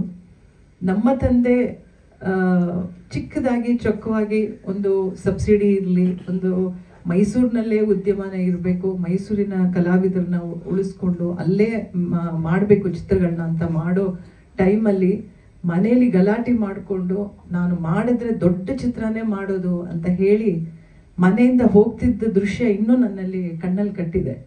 ಅವತ್ತು ಹೋಗಿ ಅವರು ನಾಗರಹೊಳೆ ಚಿತ್ರ ಮಾಡಿದ್ರು. ಆ ನಾಗರಹೊಳೆ ಚಿತ್ರ ವುಡ್ಲ್ಯಾಂಡ್ಸ್ ಥಿಯೇಟ್ರಲ್ಲಿ ರಿಲೀಸ್ ಆದಾಗ ನಾನು ನಮ್ಮ ತಂದೆ ಆ ಫ್ರಂಟ್ ಕ್ಲಾಸ್ ಗಾಂಧಿ ಕ್ಲಾಸ್ 75 ಪೈಸೆ ಸೀಟ್ಗೆ ಹೋಗಬೇಕು ಅಂತ ನಮ್ಮ ತಂದೆ ಅಲ್ಲೇ ಹೋಗಿ ಕೂತ್ಕೊಂಡು ಹೌಸ್ಫುಲ್ ಒಂದು ಕ್ರೌಡಲ್ಲಿ ಅವ್ರ ಕಣ್ಣಲ್ಲಿ ನೀರು ಸುರಿತಾ ಇತ್ತು. ಅಂದರೆ ನನಗೆ ಆಗ ಅರ್ಥ ಆಗ್ತಿಲ್ಲ, ಈಗ ಅರ್ಥ ಆಗುತ್ತೆ ಎಷ್ಟು ಕಷ್ಟಪಟ್ಟಿದ್ದೀವಿ ಒಂದೊಂದು ಕ್ಷಣಗಳು. ಅಂದರೆ ಆ ಮನೇಲಿ ಫ್ಯಾಮಿಲಿ ಅನ್ನೋದು ಯಾವಾಗಲೂ ಸೆಕೆಂಡ್ರಿನೂ ಅಲ್ಲ, ದೂರ. ಸಿನಿಮಾ ಲೋಕ, ನಮ್ಮ ಜನ, ಕರ್ನಾಟಕ ಜನತೆ ನಾನೇನು ಮಾಡಬೇಕು ಅನ್ನೋ ನಿಟ್ಟಿನಲ್ಲೇ ಇಷ್ಟು ದಿವಸ ಅವರು ಮುಂದುವರಿಸ್ಕೊಂಡಿದ್ದಾರೆ.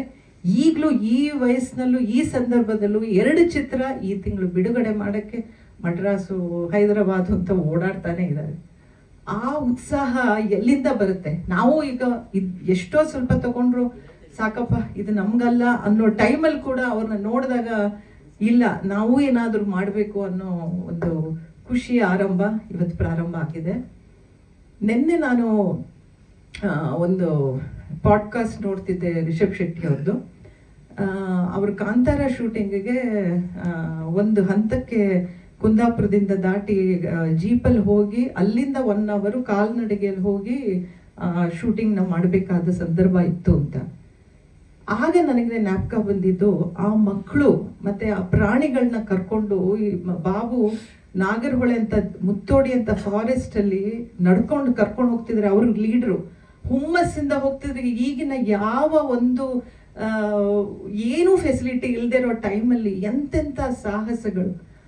ಆ ಮುತ್ತಿನಹಾರ ಟೈಮಲ್ಲಂತೂ 2 ಸತಿ, ಒಂದ್ಸತಿ ಬರೀ ಬರಗಾಡಬೇಕು ಹೋಗಿ ಎಲ್ಲಾರನ್ನೂ ಕರ್ಕೊಂಡು ಹೋಗಿದ್ದು ಕಾಶ್ಮೀರಕ್ಕೆ, ಹೂಗಳು ಬೇಕು, ಇನ್ನೊಂದ್ಸತಿ ಕಾಶ್ಮೀರಕ್ಕೆ ಹೋಗು, ಜೈಸಲ್ಮೇರ್ಗೆ ಹೋಗು. ಆವಾಗೆಲ್ಲ ನಾನು ಪ್ರೊಡಕ್ಷನಲ್ಲಿ ಇರ್ತಿದ್ದೆ, ಕಾಸ್ಟ್ಯೂಮಲ್ಲಿ ಇರ್ತಿದ್ದೆ, ಒಂದು ಅರ್ಥ ಆಗ್ತಿರ್ಲಿಲ್ಲ. ಬಟ್ ಈಗ ನೆನ್ಸ್ಕೊಂಡು ನೋಡಿದ್ರೆ ಖಂಡಿತವಾಗ್ಲೂ ಒಂದೊಂದು ಮೈಲಿಗಲ್ಲುನೆ, ಒಂದೊಂದು ಚಿತ್ರನೂ ಮೈಲಿಗಲ್ಲುನೆ.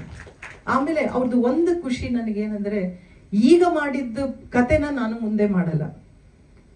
ಅದು ಲವ್ ಸ್ಟೋರಿ ಇರ್ಬೋದು, ಆಕ್ಷನ್ ಓರಿಯೆಂಟೆಡ್. ಅವರ ಕೆರಿಯೋಗ್ರಾಫ್ ತಗೊಂಡ್ರೆ ಪ್ರತಿಯೊಂದು ಸಿನಿಮಾನು ಬೇರೆ ರೀತಿನೇ ವಿನ ಅದು ರಿಪೀಟ್ ಅವ್ರು ಯಾವತ್ತೂ ಮಾಡಿಲ್ಲ. ಇದು ಚೆನ್ನಾಗಿ ಹೋಗಿದೆ, ಇದನ್ನ ಇಲ್ಲ ನಾನು ಇನ್ನೊಂದೇ ಮಾಡ್ತೀನಿ ಅಂತ ಹೇಳಿದ್ದು. ಕಡೆಗೆ ಎಲ್ಲಿವರೆಗೂ ನಮ್ಮ ಕುರಿಗಳು ಸರ್, ಕೋತಿಗಳು ಸರ್ ಅಂತ ಸಕ್ಸಸ್ಫುಲ್ ಫಿಲ್ಮ್ಸ್ ಕೂಡ ಇವರೇ ಇಲ್ಲ ನಾವು ಮಾಡೋಣ, ಈ ತರ ಫಿಲ್ಮ್ಸ್ ಕೊಡೋಣ, ಫ್ಯಾಮಿಲಿ ಪೂರ್ತಿ ಕೂತ್ಕೊಂಡು ನೋಡುವಂತ ಒಂದು ಒಳ್ಳೆಯ ಪಿಕ್ಚರ್ಸ್ ಕೊಡೋಣ ಅನ್ನೋ ನಿಟ್ಟಿನಲ್ಲಿ ಅವರು ಮುಂದುವರಿತಾ ಬಂತು. ಸೊ ಇವೆಲ್ಲ ನೋಡಿದಾಗ ನಮ್ಮ ಇಂಡಸ್ಟ್ರಿಯಲ್ಲಿ ಒಂದು ನನಗೆ ಯಾವಾಗಲೂ ಅನ್ಸೋದೇನು ಅಂದ್ರೆ, ಇವತ್ತು ಯಾರು ಓಡ್ತಾ ಇದೆ ಕುದುರೆ ಅವ್ರಿಗೆ ಮಾತ್ರ ನಾವು ತುಂಬಾ, ಈಗಿನ ಜನತೆಗೂ ಪಾಪ ಗೊತ್ತಿಲ್ಲ. ಸರ್ ಹೇಳಿದಂಗೆ ಈ ರೇಸಲ್ಲಿ ಹಿಂದೆ ಯಾರು ಕಟ್ಟಿದಾರ ಅವೆಲ್ಲ ತಲೆನೇ ಇಲ್ಲ. ಇವತ್ತು ಆಗ್ತಿರೋ ಈ ಸಂದರ್ಭ, ಈ ನಿಜವಾಗ್ಲೂ ಥ್ಯಾಂಕ್ಸ್ ಟು ಕೃಷ್ಣೇಗೌಡರು ಮತ್ತೆ ಇಲ್ಲಿ ಸೇರಿರೋರೆಲ್ಲ ಇಂಥ ಹಲವಾರು ವಿಷಯಗಳು, ಹಲವಾರು ಜನನ ಗುರುತಿಸಿ ಅವರನ್ನ ತಿರ್ಗಾ ಈ ಸೋಷಿಯಲ್ ಮೀಡಿಯಾದಲ್ಲಿ ಒಂದು ಬಂದಾಗ ಹೊಸಬ್ರು ಕೂಡ ತಿಳ್ಕೊತಾರೆ. ಅವ್ರಿಗೆ ಏನ್ ಗೊತ್ತಿದೆ, ಅಂತ ಕತೆ ಗೊತ್ತಿದ್ಯಾ, ಮುತ್ತಿನ ಹಾರದ ಗೊತ್ತಿದೆಯಾ, ಏನೂ ಗೊತ್ತಿಲ್ಲ. ಇವತ್ತು ಅದನ್ನ ಹೇಳ್ಬೇಕು. ಈ ಕಷ್ಟಗಳೆಲ್ಲ ಹಿಂದೆಯಿಂದನೂ ಪಟ್ಕೊಂಡ್ ಬಂದಿದೀವಿ, ಮಾಡ್ತಾನೆ ಇದ್ದಾರೆ ನಿರಂತರವಾಗಿ ಅನ್ನೋದನ್ನ ನಾವು ಹೇಳ್ಬೇಕು. ಆ ಹೇಳೋ ಸಂದರ್ಭ ಇಷ್ಟು ಖುಷಿಯಾಗಿ ಒಂದು ಈ ದಿವಸ ನಮ್ಗೆ ಬಂದಿದೆ ಅಂದ್ರೆ ನನಗೆ ತುಂಬಾ ಖುಷಿ ಆಗ್ತಿದೆ. ಸೊ ಆ ಬಾಬುಯಿಂದ ಈ ಪರಂಪರೆ ಸ್ಟಾರ್ಟ್ ಆಗಿ ಎಲ್ಲಾರನ್ನು ಗುರುತಿಸಿ ಇಂಥ ಒಳ್ಳೆ ಪ್ರೋಗ್ರಾಮ್ ಮಾಡಿದಾಗ ನಾವು ಯಾವಾಗ್ಲೂ ನಿಮ್ ಜೊತೆ ಇರ್ತೀವಿ. ಯಾಕಂದ್ರೆ ಸಿನಿಮಾನೇ ಉಸಿರು ಅಂತ ಇರೋ ನಮ್ಮ ಫ್ಯಾಮಿಲಿಲಿ ನಾವ್ ಏನೂ ಇಲ್ಲ, ಕೆರೆಯ ನೀರನ್ನು ಕೆರೆಗೆ ಚೆಲ್ಲಿ ಅಂತ ಕೂತಿರೋದಷ್ಟೇ. ಸಿನಿಮಾ ಬಗ್ಗೆ ಮಾತ್ರ ಅದು ಎಲ್ಲೆಲ್ಲದು ಹುಮ್ಮಸ್ ಬಂದ್ಬಿಡುತ್ತೆ ನಮ್ಗೆ, ಏನಾದ್ರೂ ಆ ತರ ನಡೀತಾ ಇದೆ ಅಂದ್ರೆ ನಮ್ಮನ್ನ ಕರೀರಿ, ನಾವು ನಿಮ್ ಜೊತೆ ಇರ್ತೀವಿ, ಸಂಭ್ರಮಿಸ್ತೀವಿ. ಈಗ ನಿರ್ದೇಶಕರ ಸಂಘದ ಅಧ್ಯಕ್ಷರು, ಯಾಕೆಂದ್ರೆ ಬಾಬು ಸಾರ್ ಕಟ್ಟಿದಂತ ಗೂಡು ಅದು. ಅವರಿಗೆ ನನ್ನ ನಮಸ್ಕಾರ. ನಾನು ಈ ಕ್ಷಣದಲ್ಲಿ ನೆನೆಸ್ಕೊಳ್ಬೇಕಾದ ಏನು ಅಂದರೆ, ಮೊದಲಿಗೆ ಮಹಾತ್ಮರಾದ ಶಂಕರ್ ಸಿಂಗ್ ಸರ್ನ, ಹಾಗೆ ಪ್ರತಿಮಾ ದೇವಿ ಅಮ್ಮವ್ರನ್ನ, ಅವ್ರ ಜೊತೆ ನಾನು ವೇದಿಕೆಯಲ್ಲಿದ್ದಾಗ ಕೆಲವು ಸರಿ ಇಂಟರ್ವ್ಯೂ ಮಾಡಿದಾಗ ಅವರ ಹಿಂದಿನ ಸಿನಿಮಾ ರಂಗದಲ್ಲಿ ಅವರು ತೊಡಗಿಸ್ಕೊಂಡಂಥ ಕೆಲವು ವಿಚಾರಗಳನ್ನು ಡಿಸ್ಕಷನ್ ಮಾಡಿಕೊಂಡು ಅವ್ರ ಬಗ್ಗೆ ಲೇಖನಗಳನ್ನು ಕೂಡ ಬರೆದಿದ್ದೆ. ತುಂಬ ಖುಷಿ ಆಗ್ತಿದೆ. ಅಂಥ ಮಹಾತ್ಮರ ಕೊಡಿಯೇ ರಾಜೇಂದ್ರ ಸಿಂಗ್ ಬಾಬು ಇವತ್ತು ಅವರು ಮಾಡಿದ ಸಾಧನೆ, ಅವರ ಅಚೀವ್ಮೆಂಟು ಸದ್ಯದ ಮಟ್ಟಿಗೆ ಯಾರೂ ಮಾಡಲಿಕ್ಕೆ ಸಾಧ್ಯ ಇಲ್ಲ. ಒಂದು. ಎರಡನೇದಾಗಿ ಈಗ ಕಂಟೆಂಟು, ತಂತ್ರಜ್ಞಾನ ಎಲ್ಲ ಹೇಳ್ತಾರೆ. ಆಗಿನ ಅವರ ಚಿತ್ರಗಳನ್ನು ನೋಡಿದಾಗ ಅಥವಾ ಅಂದಿನ ನಿರ್ದೇಶಕರುಗಳಿಗೆ ಅಂತ ಎಂತೆಂಥ ಕಂಟೆಂಟು, ಎಂತೆಂಥ ತಂತ್ರಜ್ಞಾನಗಳಲ್ಲಿ ಸಿನಿಮಾ ಮಾಡಿದ್ದಾರೆ. ಇದನ್ನೆಲ್ಲ ನೆನೆಸ್ಕೊಂಡಾಗ ನಮಗೆ ಈ ಸಿನಿಮಾ ರಂಗದಲ್ಲಿ ಇಂಥ ಕಾರ್ಯಕ್ರಮವನ್ನು ಮಾಡಬೇಕು ಅನ್ನುವ ಆಸೆಯೂ ಕೂಡ ಇತ್ತು. ಜೊತೆಗೆ ನಮ್ಮ ನಿರ್ದೇಶಕರ ಸಂಘ ರಾಜನ್ ಸಿಂಗ್ ಬಾಬು ಅವರ ಆದಿಯಾಗಿ ಪುಟ್ಟಣ ಕನಗಲ್ ಅವರು ಇರ್ಬೋದು, ಲಕ್ಷ್ಮೀನಾರಾಯಣ ಅವರು, ಸಿದ್ದಲಿಂಗಯ್ಯ ಅವರು, ಹಾಗೆ ಸಾಲು ಸಾಲಾಗಿ ಏನು ಅಷ್ಟು ಜನ ಇದ್ದು ಸಂಘ ಕಟ್ಟಿ ಅದು ಇವತ್ತು 42 ವರ್ಷ ದಾಟ್ತಾ ಇದ್ರೆ ಅದು ನನ್ನ ಕೈಗೆ ಬರುವಾಗ ಏನೂ ಇಲ್ಲದ ಪರಿಸ್ಥಿತಿಯಲ್ಲಿ ನನ್ನ ಕೈಗೆ ಬಂದಿದೆ ಸಂಘ. ಏನೂ ಇಲ್ಲದ ಪರಿಸ್ಥಿತಿ, ಆಫೀಸ್ ಇಲ್ಲ, ಯಾವುದಿಲ್ಲ, ಪೆನ್ ಇಲ್ಲ, ಒಂದು ನೀರು ಕುಡಿಯೋಕ್ಕೆ ಗ್ಲಾಸ್ ಕೂಡ ಇಲ್ಲ. ಬಟ್ ಕೃಷ್ಣಗೌಡರಿಗೆ ಮತ್ತು ಸಿಂಗ್ ಬಾಬು ಸರ್ಗೆ ಒಂದೇ ಒಂದು ಕ್ಷಮೆ ಕೇಳ್ಕೊಂಡು ಮಾತು ಹೇಳ್ತೀನಿ. ಇವಾಗ ನಂಜುಂಡೇಗೌಡರು ಯಾವುದೋ ವೈಯಕ್ತಿಕ ವಿಚಾರಕ್ಕೆ ಇಟ್ಕೊಂಡು ನಿರ್ದೇಶಕರ ಸಂಘ ಇನ್ಆಕ್ಟಿವ್ ಆಗಿದೆ ಅಂತ ಹೇಳಿದ್ರು. ಸಂತೋಷ, ನಿಮ್ಮ ವೈಯಕ್ತಿಕ ವಿಚಾರಗಳು ಹೀಗೆ ಮುಂದುವರಿ. ನಾನು ಕೇಳ್ತಿರೋದು ಇಷ್ಟೇ, ನಿರ್ದೇಶಕರು ನಾವೆಲ್ಲ ಒಂದು ಕುಟುಂಬ. ತಪ್ಪಾಗಿದ್ರೆ ನಿಮಗೆ ತಿದ್ದಿ ಬುದ್ಧಿ ಹೇಳುವಂತ ಅರ್ಹತೆ ಇದೆ, ಹಕ್ಕೂ ಇದೆ. ನೀವು ಅದನ್ನು ಮಾಡ್ಬೋದಿತ್ತು.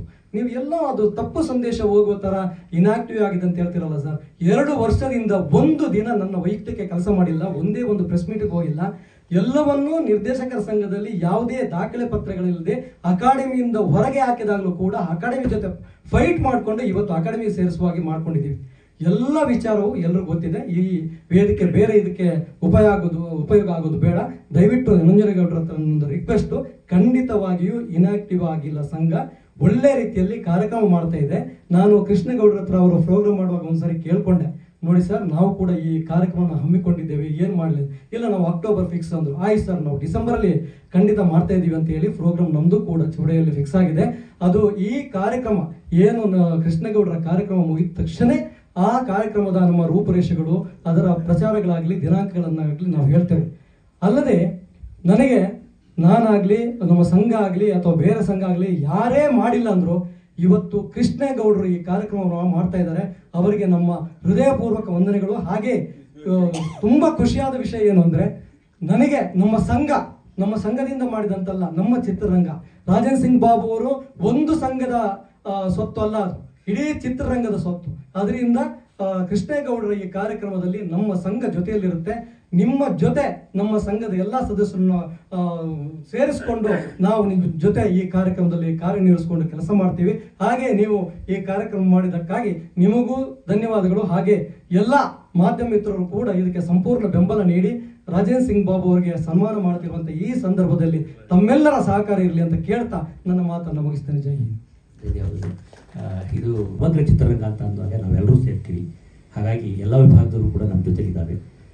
ಒಂದು ಒಳ್ಳೆ ಕೆಲಸ ಮಾಡಬೇಕಾದ್ರೆ ಆ ಒಳ್ಳೇದಷ್ಟೇ ಯೋಚಿಸೋಣ. ವೈಯಕ್ತಿಕವಾದ ಮೈನಲ್ಲಿ ಅನೇಕ ವೈರಸ್ಗಳಿರುತ್ತೆ, ಅದು ಆಚೆ ಇಟ್ಬಿಡೋಣ. ಓಕೆ, ವೈಯಕ್ತಿಕ ಅಲ್ಲ, ಗೌಡ್ರು ತಪ್ಪಾಗಿ ಹೇಳಿದ್ರು, ಅದನ್ನ ಸರಿ ಮಾಡಿ ವೈಯಕ್ತಿಕ. ಎಲ್ರಿಗೂ ನಮಸ್ಕಾರ. ಇದು ಶುರುವಾಗಿದೆ, ಹೀಗೆ ಮುಂದುವರಿಲಿ ಅಂತ ಆಶಿಸ್ತೀನಿ. ಯಾವ ರೀತಿ ತರ್ತಾ ಇದ್ರಿ ಅಂತ ಹೇಳಿ ಆ ಪುಸ್ತಕದ ಒಂದು 2 ಮಾತು ಹೇಳ್ಬಿಡಿ ಸರ್, ಸಾಕು, ಮುಗಿಸ್ಬಿಡೋಣ. ಬಾಬು ಅವರ ಬಗ್ಗೆ ಮಾತಾಡೋದು ಅಂತ ಹೇಳಿದ್ರೆ ಕನ್ನಡ ಚಿತ್ರರಂಗದ ಇತಿಹಾಸದ ಬಗ್ಗೆ ಮಾತಾಡೋದು ಅಂತ ಅಂದ್ಕೊಂಡಿದ್ದೀನಿ ನಾನು. ಯಾಕಂದರೆ ಅವ್ರ ತಂದೆ ಶಂಕರ್ ಸಿಂಗ್ ಅವರು, ವಿಜಯಲಕ್ಷ್ಮಿ ಸಿಂಗ್ ಅವರು ಹೇಳಿದಾಗೆ ಕನ್ನಡ ಚಿತ್ರರಂಗ ಕರ್ನಾಟಕದಲ್ಲೇ ನೆಲೆಸಬೇಕು, ಅದು ಮೈಸೂರಿನಲ್ಲಿ ನೆಲೆಸಬೇಕು, ಮೈಸೂರು ಕನ್ನಡ ಚಲನಚಿತ್ರದ ಕೇಂದ್ರವಾಗಬೇಕು ಅಂತ ಹೋರಾಡಿದವರು. ಅದ್ಭುತವಾದ ಚಿತ್ರಗಳನ್ನು ಮೈಸೂರಿನಲ್ಲಿ ಇದ್ಕೊಂಡೇ ಕೊಟ್ಟಂಥವರು ಅವರು. ನಾಗಕನ್ನಿಕಾ ಅಂತ ಒಂದು ಸಿನಿಮಾವನ್ನು 49ನೇ ಇಸ್ವಿನಲ್ಲಿ ಮಾಡ್ತಾರೆ. ಅದು ಕನ್ನಡದ ಮೊದಲ ಜಾನಪದ ಚಿತ್ರ ಅನಿಸ್ಕೊಳುತ್ತೆ. ಅದಾದಮೇಲೆ 54ರಲ್ಲಿ ಅವರು ಜಗನ್ಮೋಹಿನಿ ಅಂತ ಒಂದು ಸಿನಿಮಾವನ್ನು ಮಾಡ್ತಾರೆ. ಅದು 36 ವಾರಗಳ ಕಾಲ ಸತತವಾಗಿ ಪ್ರದರ್ಶನ ಆಗಿ ಕರ್ನಾಟಕದಲ್ಲಿ ಒಂದು ಇತಿಹಾಸವನ್ನು ಸೃಷ್ಟಿ ಮಾಡುತ್ತೆ. ಕನ್ನಡ ಚಿತ್ರರಂಗ ಅನ್ನೋಂಥದ್ರಲ್ಲಿ ಏನು ಅನ್ನೋದನ್ನು ತೋರಿಸ್ಕೊಡುತ್ತೆ. ಬಾಲನಟರಾಗಿ ಅಲ್ಲಿ ಪ್ರವೇಶ ಮಾಡಿದಂಥ ಬಾಬು ಅವರು, ಶಂಕರ್ ಸಿಂಗ್ ಅವರೇ ನಮ್ಮ ಚಲನಚಿತ್ರರಂಗದ ಇತಿಹಾಸ, ಚಲನಚಿತ್ರರಂಗದ ಒಂದು ವಿಶ್ವವಿದ್ಯಾನಿಲಯ ಅಂದ್ಕೊಂಡು ಅಲ್ಲೇ ದುಡಿದವರು ಅವರು, ಅಲ್ಲೇ ಕೆಲಸ ಕಲಿತವರು, ಅಲ್ಲೇ ಎಲ್ಲ ತಂತ್ರಜ್ಞಾನಗಳು ಕಲಿತು ಚಿತ್ರರಂಗದಲ್ಲಿ ಉಳಿತೀನಿ, ಕರ್ನಾಟಕದಲ್ಲಿ ಚಿತ್ರರಂಗ ಉಳಿಸ್ಬೇಕು ಅನ್ನೋಂಥ ಒಂದು ಅದೇ ಛಲವನ್ನು ಮುಂದುವರಿಸ್ಕೊಂಡು ಬಂದಂಥವ್ರು. ಅದು ಬಹಳ ಸಂತೋಷವಾದ ಸಂಗತಿ. ಅವರು ಈಗಲೂ ಕೂಡ, ಇವತ್ತಿಗೂ ಕೂಡ ಕನ್ನಡ ಚಿತ್ರರಂಗಕ್ಕೆ ಯಾವಾಗ ಅನ್ಯಾಯ ಆದ್ರೂ ಕೂಡ ಧ್ವನಿ ಎತ್ತಂಥವರು, ಧ್ವನಿ ಎತ್ತಿದವರಲ್ಲಿ ಮೊದಲಿಗರು ರಾಜೇಂದ್ರ ಸಿಂಗ್ ಬಾಬು ಅವರು. ಮೊನ್ನೆನೂ ಕೂಡ ಮಲ್ಟಿಪ್ಲೆಕ್ಸ್ ಥಿಯೇಟರ್ಗಳ ಬಗ್ಗೆ 200 ರೂಪೀಸ್ ಟಿಕೆಟ್ ಅಂತ ಹೇಳಿದಾಗ ಅದಕ್ಕೋಸ್ಕರ ಹೋರಾಡಿದಂಥ ಬಾಬು ಅವರು ಬಹಳ ಸಂತೋಷದಿಂದ ಇದ್ದರು.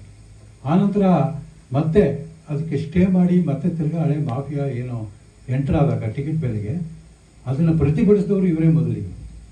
ಕನ್ನಡ ಚಿತ್ರರಂಗದಲ್ಲಿ ಯಾವುದೇ ಫಿಲಮ್ ಚೇಂಬರ್ ಆಗಲಿ, ಬೇರೆಯವರಾಗಲಿ, ಸಂಘಟನೆಗಳಾಗಲಿ ಅದ್ರ ವಿರುದ್ಧ ಪ್ರತಿಭಟನೆಯೇ ಮಾಡಲಿಲ್ಲ. ಇದು ಪ್ರೇಕ್ಷಕರಿಗೆ ಆಗಿರ್ತಕ್ಕಂಥ ಅನ್ಯಾಯ ಇದು. ಅಂದರೆ ಆ ರೀತಿಯ ಕನ್ನಡ ಚಿತ್ರರಂಗಕ್ಕೆ ಏನೇನಾಗಬೇಕು, ಕಥಾಕೋಶ ಅಂತ ನಾವು ಜೇನುಗೂಡು ಅಂತ ಮಾತಾಡೋದ್ವಲ್ಲ, ಅದನ್ನೊಂದು ಮಾಡಬೇಕು ಅಂತ ಹೋರಾಟ ಮಾಡಿದವರು. ಫಿಲ್ಮ್ ಫೆಸ್ಟಿವಲ್ಲು ಇಡೀ ಕರ್ನಾಟಕದಲ್ಲಿ ಬೇರೆ ಬೇರೆ ಜಿಲ್ಲೆಗಳಲ್ಲಿ ಆಗಬೇಕು ಅಂತ ಹೋರಾಟ ಮಾಡಿದವರು. ಈ ರೀತಿಯ ಬಹಳಷ್ಟು ಕನ್ನಡ ಚಿತ್ರರಂಗದ ಅಭಿವೃದ್ಧಿಗಾಗಿ ಅವರು ಮಾಡಿದಂಥದ್ದಲ್ಲ, ಎಲ್ಲ ಆಲೋಚನೆಗಳು ಬಹಳ ಒಳ್ಳೆಯ ಆಲೋಚನೆಗಳಾಗಿದೆ. ಆದರೆ ಅವ್ರದ್ದು ಅರಣ್ಯ ರೋದನ ಆಗಿದೆ. ಅದನ್ನು ಬೇರೆಯವರು ಅದಕ್ಕೆ ಸಪೋರ್ಟ್ ಮಾಡ್ತಾ ಇಲ್ಲ. ಅಂಥ ಇತಿಹಾಸ ಇರ್ತಕ್ಕಂಥ ಬಾಬು ಅವ್ರಿಗೆ ಅವರು 50 ವರ್ಷ ಆಗಿದೆ ನಿರ್ದೇಶಕರಾಗಿ. ಇನ್ನೂ ಒಂದು ಅವರು ಹೇಗೆ ಅವ್ರ ತಂದೆ ಮೊದಲನೇ ಜಾನಪದ ಚಿತ್ರವನ್ನು ನಿರ್ದೇಶನ ಮಾಡಿದ್ರು, ಬಾಬು ಅವರು ಕೂಡ ತಮ್ಮ 75ನೇ ಇಸ್ವಿನಲ್ಲಿ ನಾಗಕನ್ಯೆ ಅಂತ ಒಂದು ಸಿನಿಮಾವನ್ನು ನಿರ್ದೇಶನ ಮಾಡೋದ್ರ ಮೂಲಕವಾಗಿ ತಮ್ಮ ವೃತ್ತಿ ಜೀವನವನ್ನು ಆರಂಭಿಸ್ತಾರೆ ನಿರ್ದೇಶಕರಾಗಿ. ಅದು ಕೂಡ ಜಾನಪದ ಚಿತ್ರವೇ. ಅಂದರೆ ಜನಪದ ಅನ್ನೋಂಥದ್ದು ಎಲ್ಲ ಒಂದು ಕಥನ ಕಲೆಯಾಗಿರತಕ್ಕಂಥ ಸಂದರ್ಭದಲ್ಲಿ ಅದರ ಮೂಲಕವೇ ಶುರು ಮಾಡಿ ಇವತ್ತು ಕರ್ನಾಟಕದ ಒಂದು ಅದ್ಭುತವನ್ನು ಅವರು ಕ್ರಿಯೇಟ್ ಮಾಡಿದ್ದಾರೆ. ನಾವು ಈಗ ಪ್ಯಾನ್ ಇಂಡಿಯಾ ಬಗ್ಗೆ ಮಾತಾಡ್ತೀವಿ, ಸಿನಿಮಾ ಅದ್ಭುತವಾಗಿ ಓಡ್ತಾ ಇದೆ, ಎಲ್ಲ ಬೇರೆ ಬೇರೆ ರಾಜ್ಯಗಳಲ್ಲಿ ಕನ್ನಡ ಚಿತ್ರವನ್ನು ಹೊಗಳ್ತಾ ಇದ್ದಾರೆ ಅಂತ ಹೇಳ್ತಾ ಇದ್ದೀವಿ. ಬಾಬು ಅವರು ನಿರ್ದೇಶಕರಾಗಿದ್ದಾಗ ಅವರ ಕಾಲದಲ್ಲೇ ಅವರು ಹಿಂದಿ ಚಿತ್ರರಂಗದಲ್ಲಿ ಅತ್ಯಂತ ಬೇಡಿಕೆಯ ನಿರ್ದೇಶಕರಾಗಿ ಆಹ್ವಾನಿಸಲ್ಪಟ್ಟವರು. ಅದು ಹೇಳೋದಕ್ಕೆ ಸಂತೋಷ ಪಡ್ತೀನಿ. ಆವಾಗ ಭಾಳ ಪೀಕಲ್ಲಿದ್ದ ಹೇಮಾ ಮಾಲಿನಿ ಸಿನಿಮಾ ತೆಗೆಯುವಾಗ ಇವ್ರನ್ನ ನಿರ್ದೇಶಕರನ್ನಾಗಿ ಆಯ್ಕೆ ಮಾಡಿಕೊಂಡು ಅವರು ಬಾಂಬೆಗೆ ಕರೆಸ್ಕೊಂಡು ಅವರಿಂದ ಒಂದು ಸಿನಿಮಾವನ್ನು ನಿರ್ದೇಶನ ಮಾಡ್ತಾರೆ. ಆವಾಗ ಹಿಂದಿ ಚಿತ್ರರಂಗದಲ್ಲಿ ಬಹಳ ಹಂತ ಆದಮೇಲೆ ಇಡೀ ಭಾರತೀಯ ಚಿತ್ರರಂಗದ ಒಂದು ಟ್ರೆಂಡನ್ನು ಚೇಂಜ್ ಮಾಡಿದಂಥ ಖ್ಯಾತಿ ಕೂಡ ಬಾಬು ಅವ್ರ ಮೇಲಿದೆ.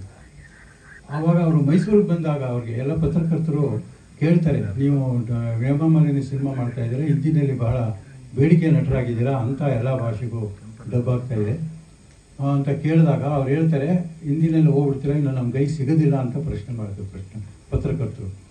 ಆವಾಗ ಅವರು ಬಾಬು ಅವರು ಹೇಳ್ತಾರೆ, ಇಲ್ಲ ಖಂಡಿತ ನಾನು ಹೋಗೋದಿಲ್ಲ, ಅವ್ರನ್ನ ಇಲ್ಲಿಗೆ ಕರ್ಕೊಂಡು ಬಂದು ಕರ್ನಾಟಕಕ್ಕೆ ನಮಗೆ ವಾಣಿಜ್ಯ ವ್ಯವಹಾರ ಮಾಡೋದಕ್ಕೋಸ್ಕರವಾಗಿ ನಮಗೆ ಲಾಭ ಆಗುವಂಥ ಒಂದು ದೃಷ್ಟಿಯಲ್ಲಿ ದುಡಿತೀನಿ ನಾನು ಅಂತ ಹೇಳ್ತಾರೆ. ಅಂದರೆ ಅವರು ಇವತ್ತಿಗೂ ಕೂಡ ಒಂದೇ, ಅಂದರೆ ಅವ್ರ ತಂದೆಯವರು ಏನು ಇಟ್ಕೊಂಡಿದ್ರು, ಕನ್ನಡ ಚಿತ್ರರಂಗ ಕನ್ನಡದಲ್ಲೇ ಕರ್ನಾಟಕದಲ್ಲೇ ಕರ್ನಾಟಕಕ್ಕೋಸ್ಕರ ಕನ್ನಡಿಗರಿಗೋಸ್ಕರ ಅಂತ, ಅದೇ ಧ್ಯೇಯ ಇವತ್ತಿಗೂ ಕೂಡ ಇರ್ತಕ್ಕಂಥ ಏಕೈಕ ನಿರ್ದೇಶಕರು ಬಾಬು ರಾಜೇಂದ್ರ ಸಿಂಗ್ ಬಾಬು ಅಂತ ಹೇಳೋದಕ್ಕೆ ನಮಗೆ ಸಂತೋಷ ಆಗುತ್ತೆ.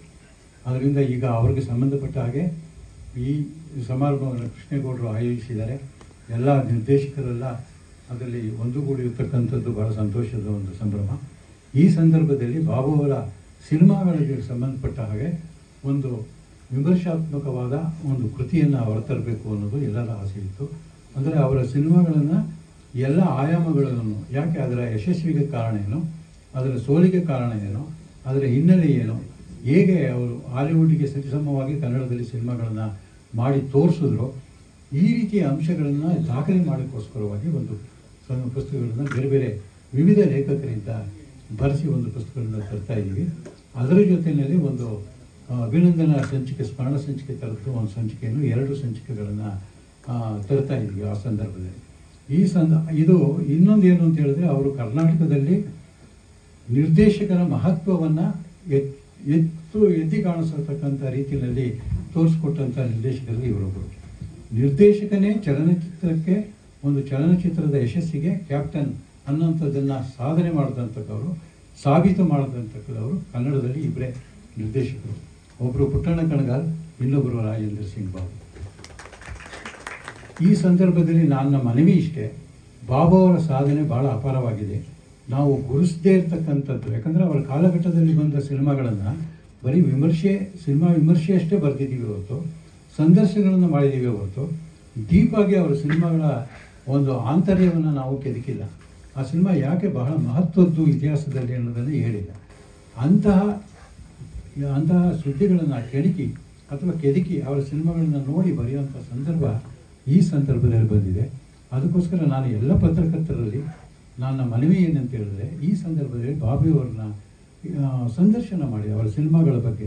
ಅವರು ಮೆಕನ್ನಾಸ್ ಗೋಲ್ಡ್ ರೀತಿಯಲ್ಲಿ ಒಂದು ಸಿನಿಮಾವನ್ನು ಮಾಡ್ತಾರೆ, ಹಾಸ್ಯ ಸರಣಿಯ ಒಂದು ಸಿನಿಮಾಗಳನ್ನು 3 ಸಿನಿಮಾಗಳನ್ನು ಮಾಡ್ತಾರೆ.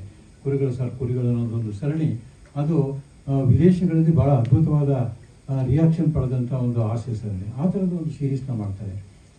ಮೆಕಂಡಾಸ್ ಗೋಲ್ಡ್ನ ರೀತಿಯಲ್ಲಿ ನಾಗರಹೊಳೆ ಅಂತ ಸಿನಿಮಾಗಳನ್ನ ಮಾಡಿದಾಗ ಹಾಲಿವುಡ್ಡಿಂದ ಅವರಿಗೆ ಅಪ್ರಿಷಿಯೇಷನ್ ಬರುತ್ತೆ.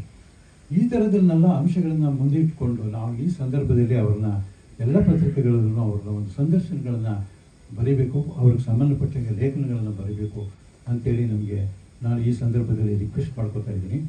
ಇದಕ್ಕೆ ಸಂಬಂಧಪಟ್ಟಂಥ ಯಾವುದೇ ಮಾಹಿತಿಗಳನ್ನು ಕೂಡ ನೀವು ಕೃಷ್ಣೇಗೌಡರವ್ರನ್ನ ಸಂಪರ್ಕಿಸಿ ಅಥವಾ ನನ್ನನ್ನು ಸಂಪರ್ಕಿಸಿ. ನಿಮಗೆ ಯಾವ ರೀತಿಯ ಮಾಹಿತಿ ಬೇಕೋ ಅದೆಲ್ಲವನ್ನೂ ಕೊಡ್ತೀವಿ ನಾವು. ಅವರ ಸಿನಿಮಾಗಳನ್ನು ನೋಡಬೇಕು ಅಂತ ಹೇಳಿದ್ರು ಕೂಡ ಅದನ್ನು ಒದಗಿಸೋದಕ್ಕೆ ನಾವು ರೆಡಿ ಇದ್ದೀವಿ. ಇದು ನನ್ನ ಈ ಸಮಿತಿಯ ಪರವಾಗಿ ನನ್ನ ಮನವಿ. Thank you. ಈ ಸಂದರ್ಭದಲ್ಲಿ ಅವರು ರಾಜ್ಯ ಮತ್ತು ರಾಷ್ಟ್ರೀಯ ಪ್ರಶಸ್ತಿ ಪಡೆದ 8 ಚಿತ್ರಗಳನ್ನು ದಿನ 2 ಚಿತ್ರಗಳ ಥರ ಪ್ರದರ್ಶನ ಆಗುತ್ತೆ. ನಾಗರಹೊಳೆ ಅಂತ, ಭೂಮಿತಾಯಿ, ತ್ವಚರ ಮಗ, ಬಂಧನ, ಕುರಿಗಳು ಸರ್ ಕುರಿಗಳು, ಹೀಗೆ 8 ಸಿನಿಮಾ, ಗಡ್ಡು ಬೇರುಂಡ, ಹೂವು ಹಣ್ಣು, ಒಟ್ಟು 8 ಸಿನಿಮಾಗಳು, ದಿನ 2 ಸಿನಿಮಾಗಳು ಪ್ರದರ್ಶನ ಆಗುತ್ತೆ. ಆ ಸಿನಿಮಾದಲ್ಲಿ ಇರ್ತಕ್ಕಂಥ ಎಲ್ಲ ಕಲಾವಿದರು ಭಾಗವಹಿಸ್ತಾರೆ. ಜೊತೆಗೆ ಅದ್ರ ಜೊತೆ ಸಿನಿಮಾ ಮುಗಿದ ಮೇಲೆ ವಿಚಾರ ಸಂಕಿರಣ ಇರುತ್ತೆ.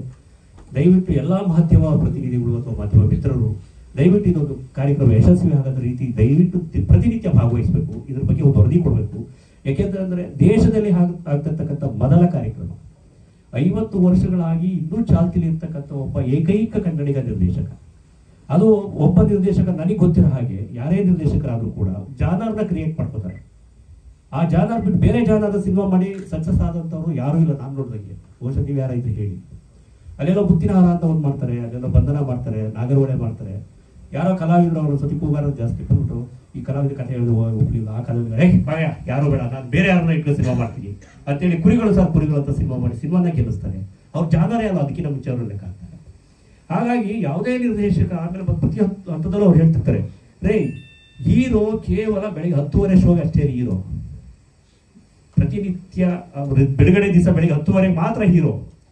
ಮಧ್ಯಾಹ್ನ 1:30 ಗಂಟೆ ಶೋ ಹೌಸ್ಫುಲ್ ಆಗಬೇಕು ಅಂತಂದ್ರೆ ಆ ಸಿನಿಮಾದಲ್ಲಿ ನಿರ್ದೇಶಕ ಹೀರೋ ಆಗಿದ್ರೆ ಮಾತ್ರ ನಿಲ್ಲುತ್ತೆ, ಇಲ್ಲ ಅಂದ್ರೆ ನಿಲ್ಲಲ್ಲ ಅಂತಕ್ಕಂಥ ಮಾತನ್ನ ಪ್ರತಿನಿತ್ಯ ಹೇಳ್ತಿರ್ತಾರೆ.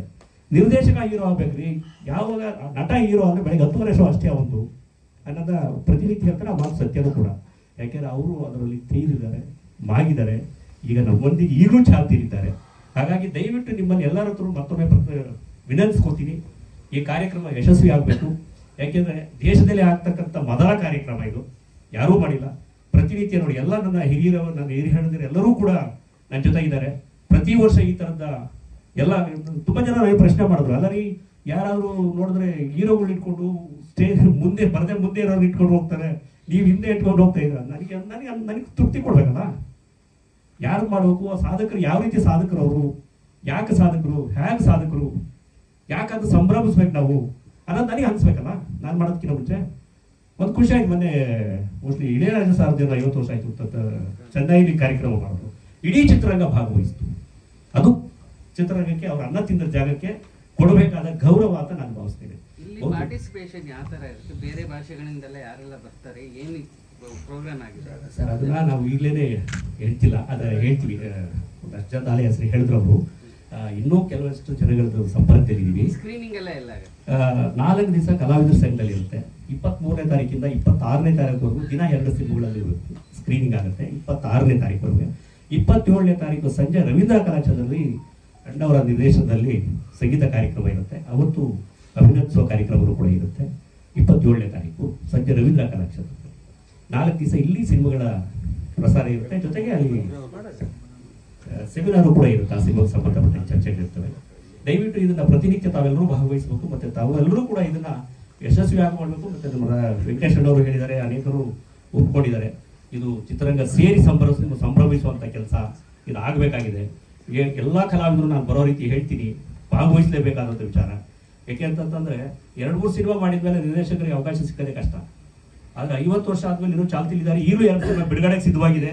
ಈಗಲೂ ಇನ್ನೊಂದು ಸಿನಿಮಾ ಯಾವ್ದೋ ಕತೆ ಹಿಡ್ಕೊಂಡ್ಬಿಟ್ಟು ವಂಶರೇಖ ಸರ್ ಹತ್ರ ಮಾತಾಡಿದ್ರೆ, ಸಾರ್ ಅದು ಹಂಗಾಗಬೇಕಾಗುತ್ತೆ, ಹಿಂಗಾಗಬೇಕಾಗುತ್ತೆ, ಅದು ಬಡ್ಜೆಟ್ ಇಷ್ಟು ಬೇಕಾಗುತ್ತೆ. ಈ ಥರದಲ್ಲಿ ಮಾಡಿದ್ರೆ ಸರಿ ಹೋಗುತ್ತೆ, ಅದಕ್ಕೆ ಇದು ಕೊತ್ಕೊಳ್ಳೋಕ್ಕಾಗಲ್ಲ, ಈ ಥರದ ಬ್ಲೆಂಡ್ ಆಗಿರ್ಬೇಕಾಗತ್ತೆ ಅಂತೇಳಿ ತುಂಬ ಚರ್ಚೆ ಮಾಡ್ತಿದ್ದಾರೆ. ಅವರು ಏನೋ ಒಂದು ವಿಚಾರ ಮಾತಾಡ್ತಿದ್ದಂಗೆ ಅವ್ರು ಬಿಟ್ಟು ಸಿನಿಮಾದ ಬಗ್ಗೆ ಅವನ್ನೇ ಮಾತಾಡ್ತಿರ್ತಾರೆ. ನಾನು ಅದನ್ನ ಹೇಳ್ತೀನಿ, ಸರ್ ನಾನು ಕಾರ್ಯಕ್ರಮದ ಬಗ್ಗೆ ಮಾತಾಡಕ್ಕೆ ಬಂದಿದ್ದೀನಿ, ದಯವಿಟ್ಟು ಸ್ವಲ್ಪ ಇದ್ರೆ ಆಯ್ತು ಮಾತಾಡ್ರಿ ಅಂತಾರೆ. ತಕ್ಷಣ ಬಿಟ್ಟರೆ ಅದನ್ನು ಸಿನಿಮಾದೇ ಸ್ಟಾರ್ಟ್ ಮಾಡ್ತಾರೆ. ಹೀಗೆ ಮಾಡಬೇಕು, ಹಾಗೆ ಮಾಡಬೇಕು, ಇಂಡಸ್ಟ್ರಿ ಹಂಗಾಗಿದೆ, ಇಂಡಸ್ಟ್ರಿ ಹಿಂಗಾಗಿದೆ, ಹೀಗೆ ಸ್ಟಾರ್ಟ್ ಮಾಡ್ತಿರ್ತಾರೆ. ಅದು ಅವರ ಬಗ್ಗೆ ರಕ್ತದಲ್ಲೇ ಬಂದ್ಬಿಟ್ಟಿದೆ. ಹಾಗಾಗಿ ಇದೊಂದು ಒಳ್ಳೆ ಕಾರ್ಯಕ್ರಮ. ದಯವಿಟ್ಟು ಎಲ್ಲರೂ ಸೇರಿ ಸಂಭ್ರಮಿಸೋಣ. ತಾವೆಲ್ಲರೂ ನಮ್ಮ ಜೊತೆ ಇರಬೇಕು ಅಂತ ಕೇಳ್ಕೊತೀನಿ. ಈ ಕಾರ್ಯಕ್ರಮದ ಪಟ್ಟಿ ಯಾವಾಗ ಕೊಡ್ತೀರಾ ಪತ್ರಿಕೆಗೆ? ಇನ್ವಿಟೇಷನೇ ಕಳಿಸ್ತೀವಿ. ಯಾವತ್ತು ಯಾವ ಸಿನಿಮಾ ಸ್ಕ್ರೀನಿಂಗ್ ಆಗುತ್ತೆ ಅವತ್ತು ಯಾರ್ಯಾರು ಕಲಾವಿದರು ಭಾಗವಹಿಸ್ತಿದ್ದಾರೆ. ಇನ್ನೊಂದಷ್ಟು ಜನ ಕಲಾವಿದರು ಇನ್ನೂ ನಮಗೆ ಬರೀ ಸಂಪರ್ಕದಲ್ಲಿದ್ದಾರೆ, ಕನ್ಫರ್ಮ್ ಆಗಲಿಲ್ಲ ಅವರು. ಯಾಕೆಂದ್ರೆ ನಾವು ಹಾಕದೆ ಮುಂಚೆ ಇಲ್ಲ ಒಂದು 2-3 ದಿವಸದಲ್ಲೇ ಸಿಗುತ್ತೆ. ಬಹುತೇಕ ಇನ್ನೊಂದು ವಾರದಲ್ಲಿ ಸಿಗುತ್ತೆ ನಿಮಗೆ. ಸಿನಿಮಾ ಶೆಡ್ಯೂಲ್ ಯಾವತ್ತಾಗುತ್ತೆ, ಯಾವತ್ತು ಯಾರ್ಯಾರು ಕಲಾವಿದರು ಭಾಗವಹಿಸಿದ್ರೆ 23ನೇ ತಾರೀಕು ಇನಾಗ್ರೇಷನ್ ಯಾರು ಬರ್ತಿದ್ದಾರೆ, ಅದು ಇನಾಗ್ರೇಷನ್ ಇದರಲ್ಲಿ ಇರುತ್ತೆ, ಕಲಾವಿದರ ಸಂಘದಲ್ಲಿ ಇರುತ್ತೆ. ಸೊ ಅದೆಲ್ಲವೂ ಕೂಡ ಸಂಪೂರ್ಣ ಮಾಹಿತಿನ ಎಲ್ಲ ಮಾಧ್ಯಮದ ಜೊತೆ ಹಂಚ್ಕೋತೀವಿ. ವೆಂಕಟೇಶ್ ಅವರು ಇದ್ದೇ ಇರ್ತಾರೆ ಜೊತೆಗೆ ಕಮ್ಯುನಿಕೇಶನ್ ಮಾಡೋದಕ್ಕೆ. ಎಲ್ಲರೂ ನಮ್ಮ ಜೊತೆಲಿ ಇರ್ಬೋದು. ಇದ್ರ ಬಗ್ಗೆ ಏನಾದ್ರು ಮಾತಾಡೋರಿದ್ರೆ ಕೇಳೋದಿದ್ರೆ ಕೇಳ್ಬೋದು. ಈಗ ಸಾರ್ ಕಾರ್ಯಕ್ರಮ ಮಾಡ್ತೀವಿ, ಒಂದು ಒಳ್ಳೆ ಅದ್ಭುತ ಕಾರ್ಯಕ್ರಮ. ಈಗ ನಿಮ್ದೊಂದು ಚೇಂಬರ್ ಇದೆ, ಈಗ ಮುಖ್ಯವಾಗಿ ಇನ್ನೊಂದು ಚೇಂಬರ್ ಇದೆ. ಆ ಚೇಂಬರ್ ಇಂದ ಮತ್ತೆ ನಿರ್ಮಾಪಕ ಸಂಘದಿಂದ ನಿಮ್ಗೆ ಯಾವ ರೀತಿ ಸರ್ಕಾರ ರವಿ ಸರ್ ನಾವು ಚಿತ್ರ ಭಾಗವಹಿಸಬೇಕು.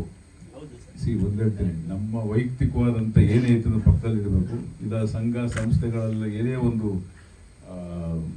ಕಿತ್ತಾಟ ಇರ್ಬೋದು, ಅದೆಲ್ಲ ಪಕ್ಕದಲ್ಲಿಟ್ಟು ವ್ಯಕ್ತಿತ್ವ ಮುಖ್ಯ. ಆ ವ್ಯಕ್ತಿ ಯಾರು ಚಿತ್ರರಂಗದಲ್ಲಿ ಒಂದು ದೊಡ್ಡ ಸಾಧನೆ ಮಾಡಿರುವಂಥ ವ್ಯಕ್ತಿಗೆ ನಾವು ಆ ಸಮಾರಂಭನ ಯಶಸ್ವಿಗೊಳಿಸೋದು ನಮ್ಮ ಕರ್ತವ್ಯ ಅಷ್ಟೇ.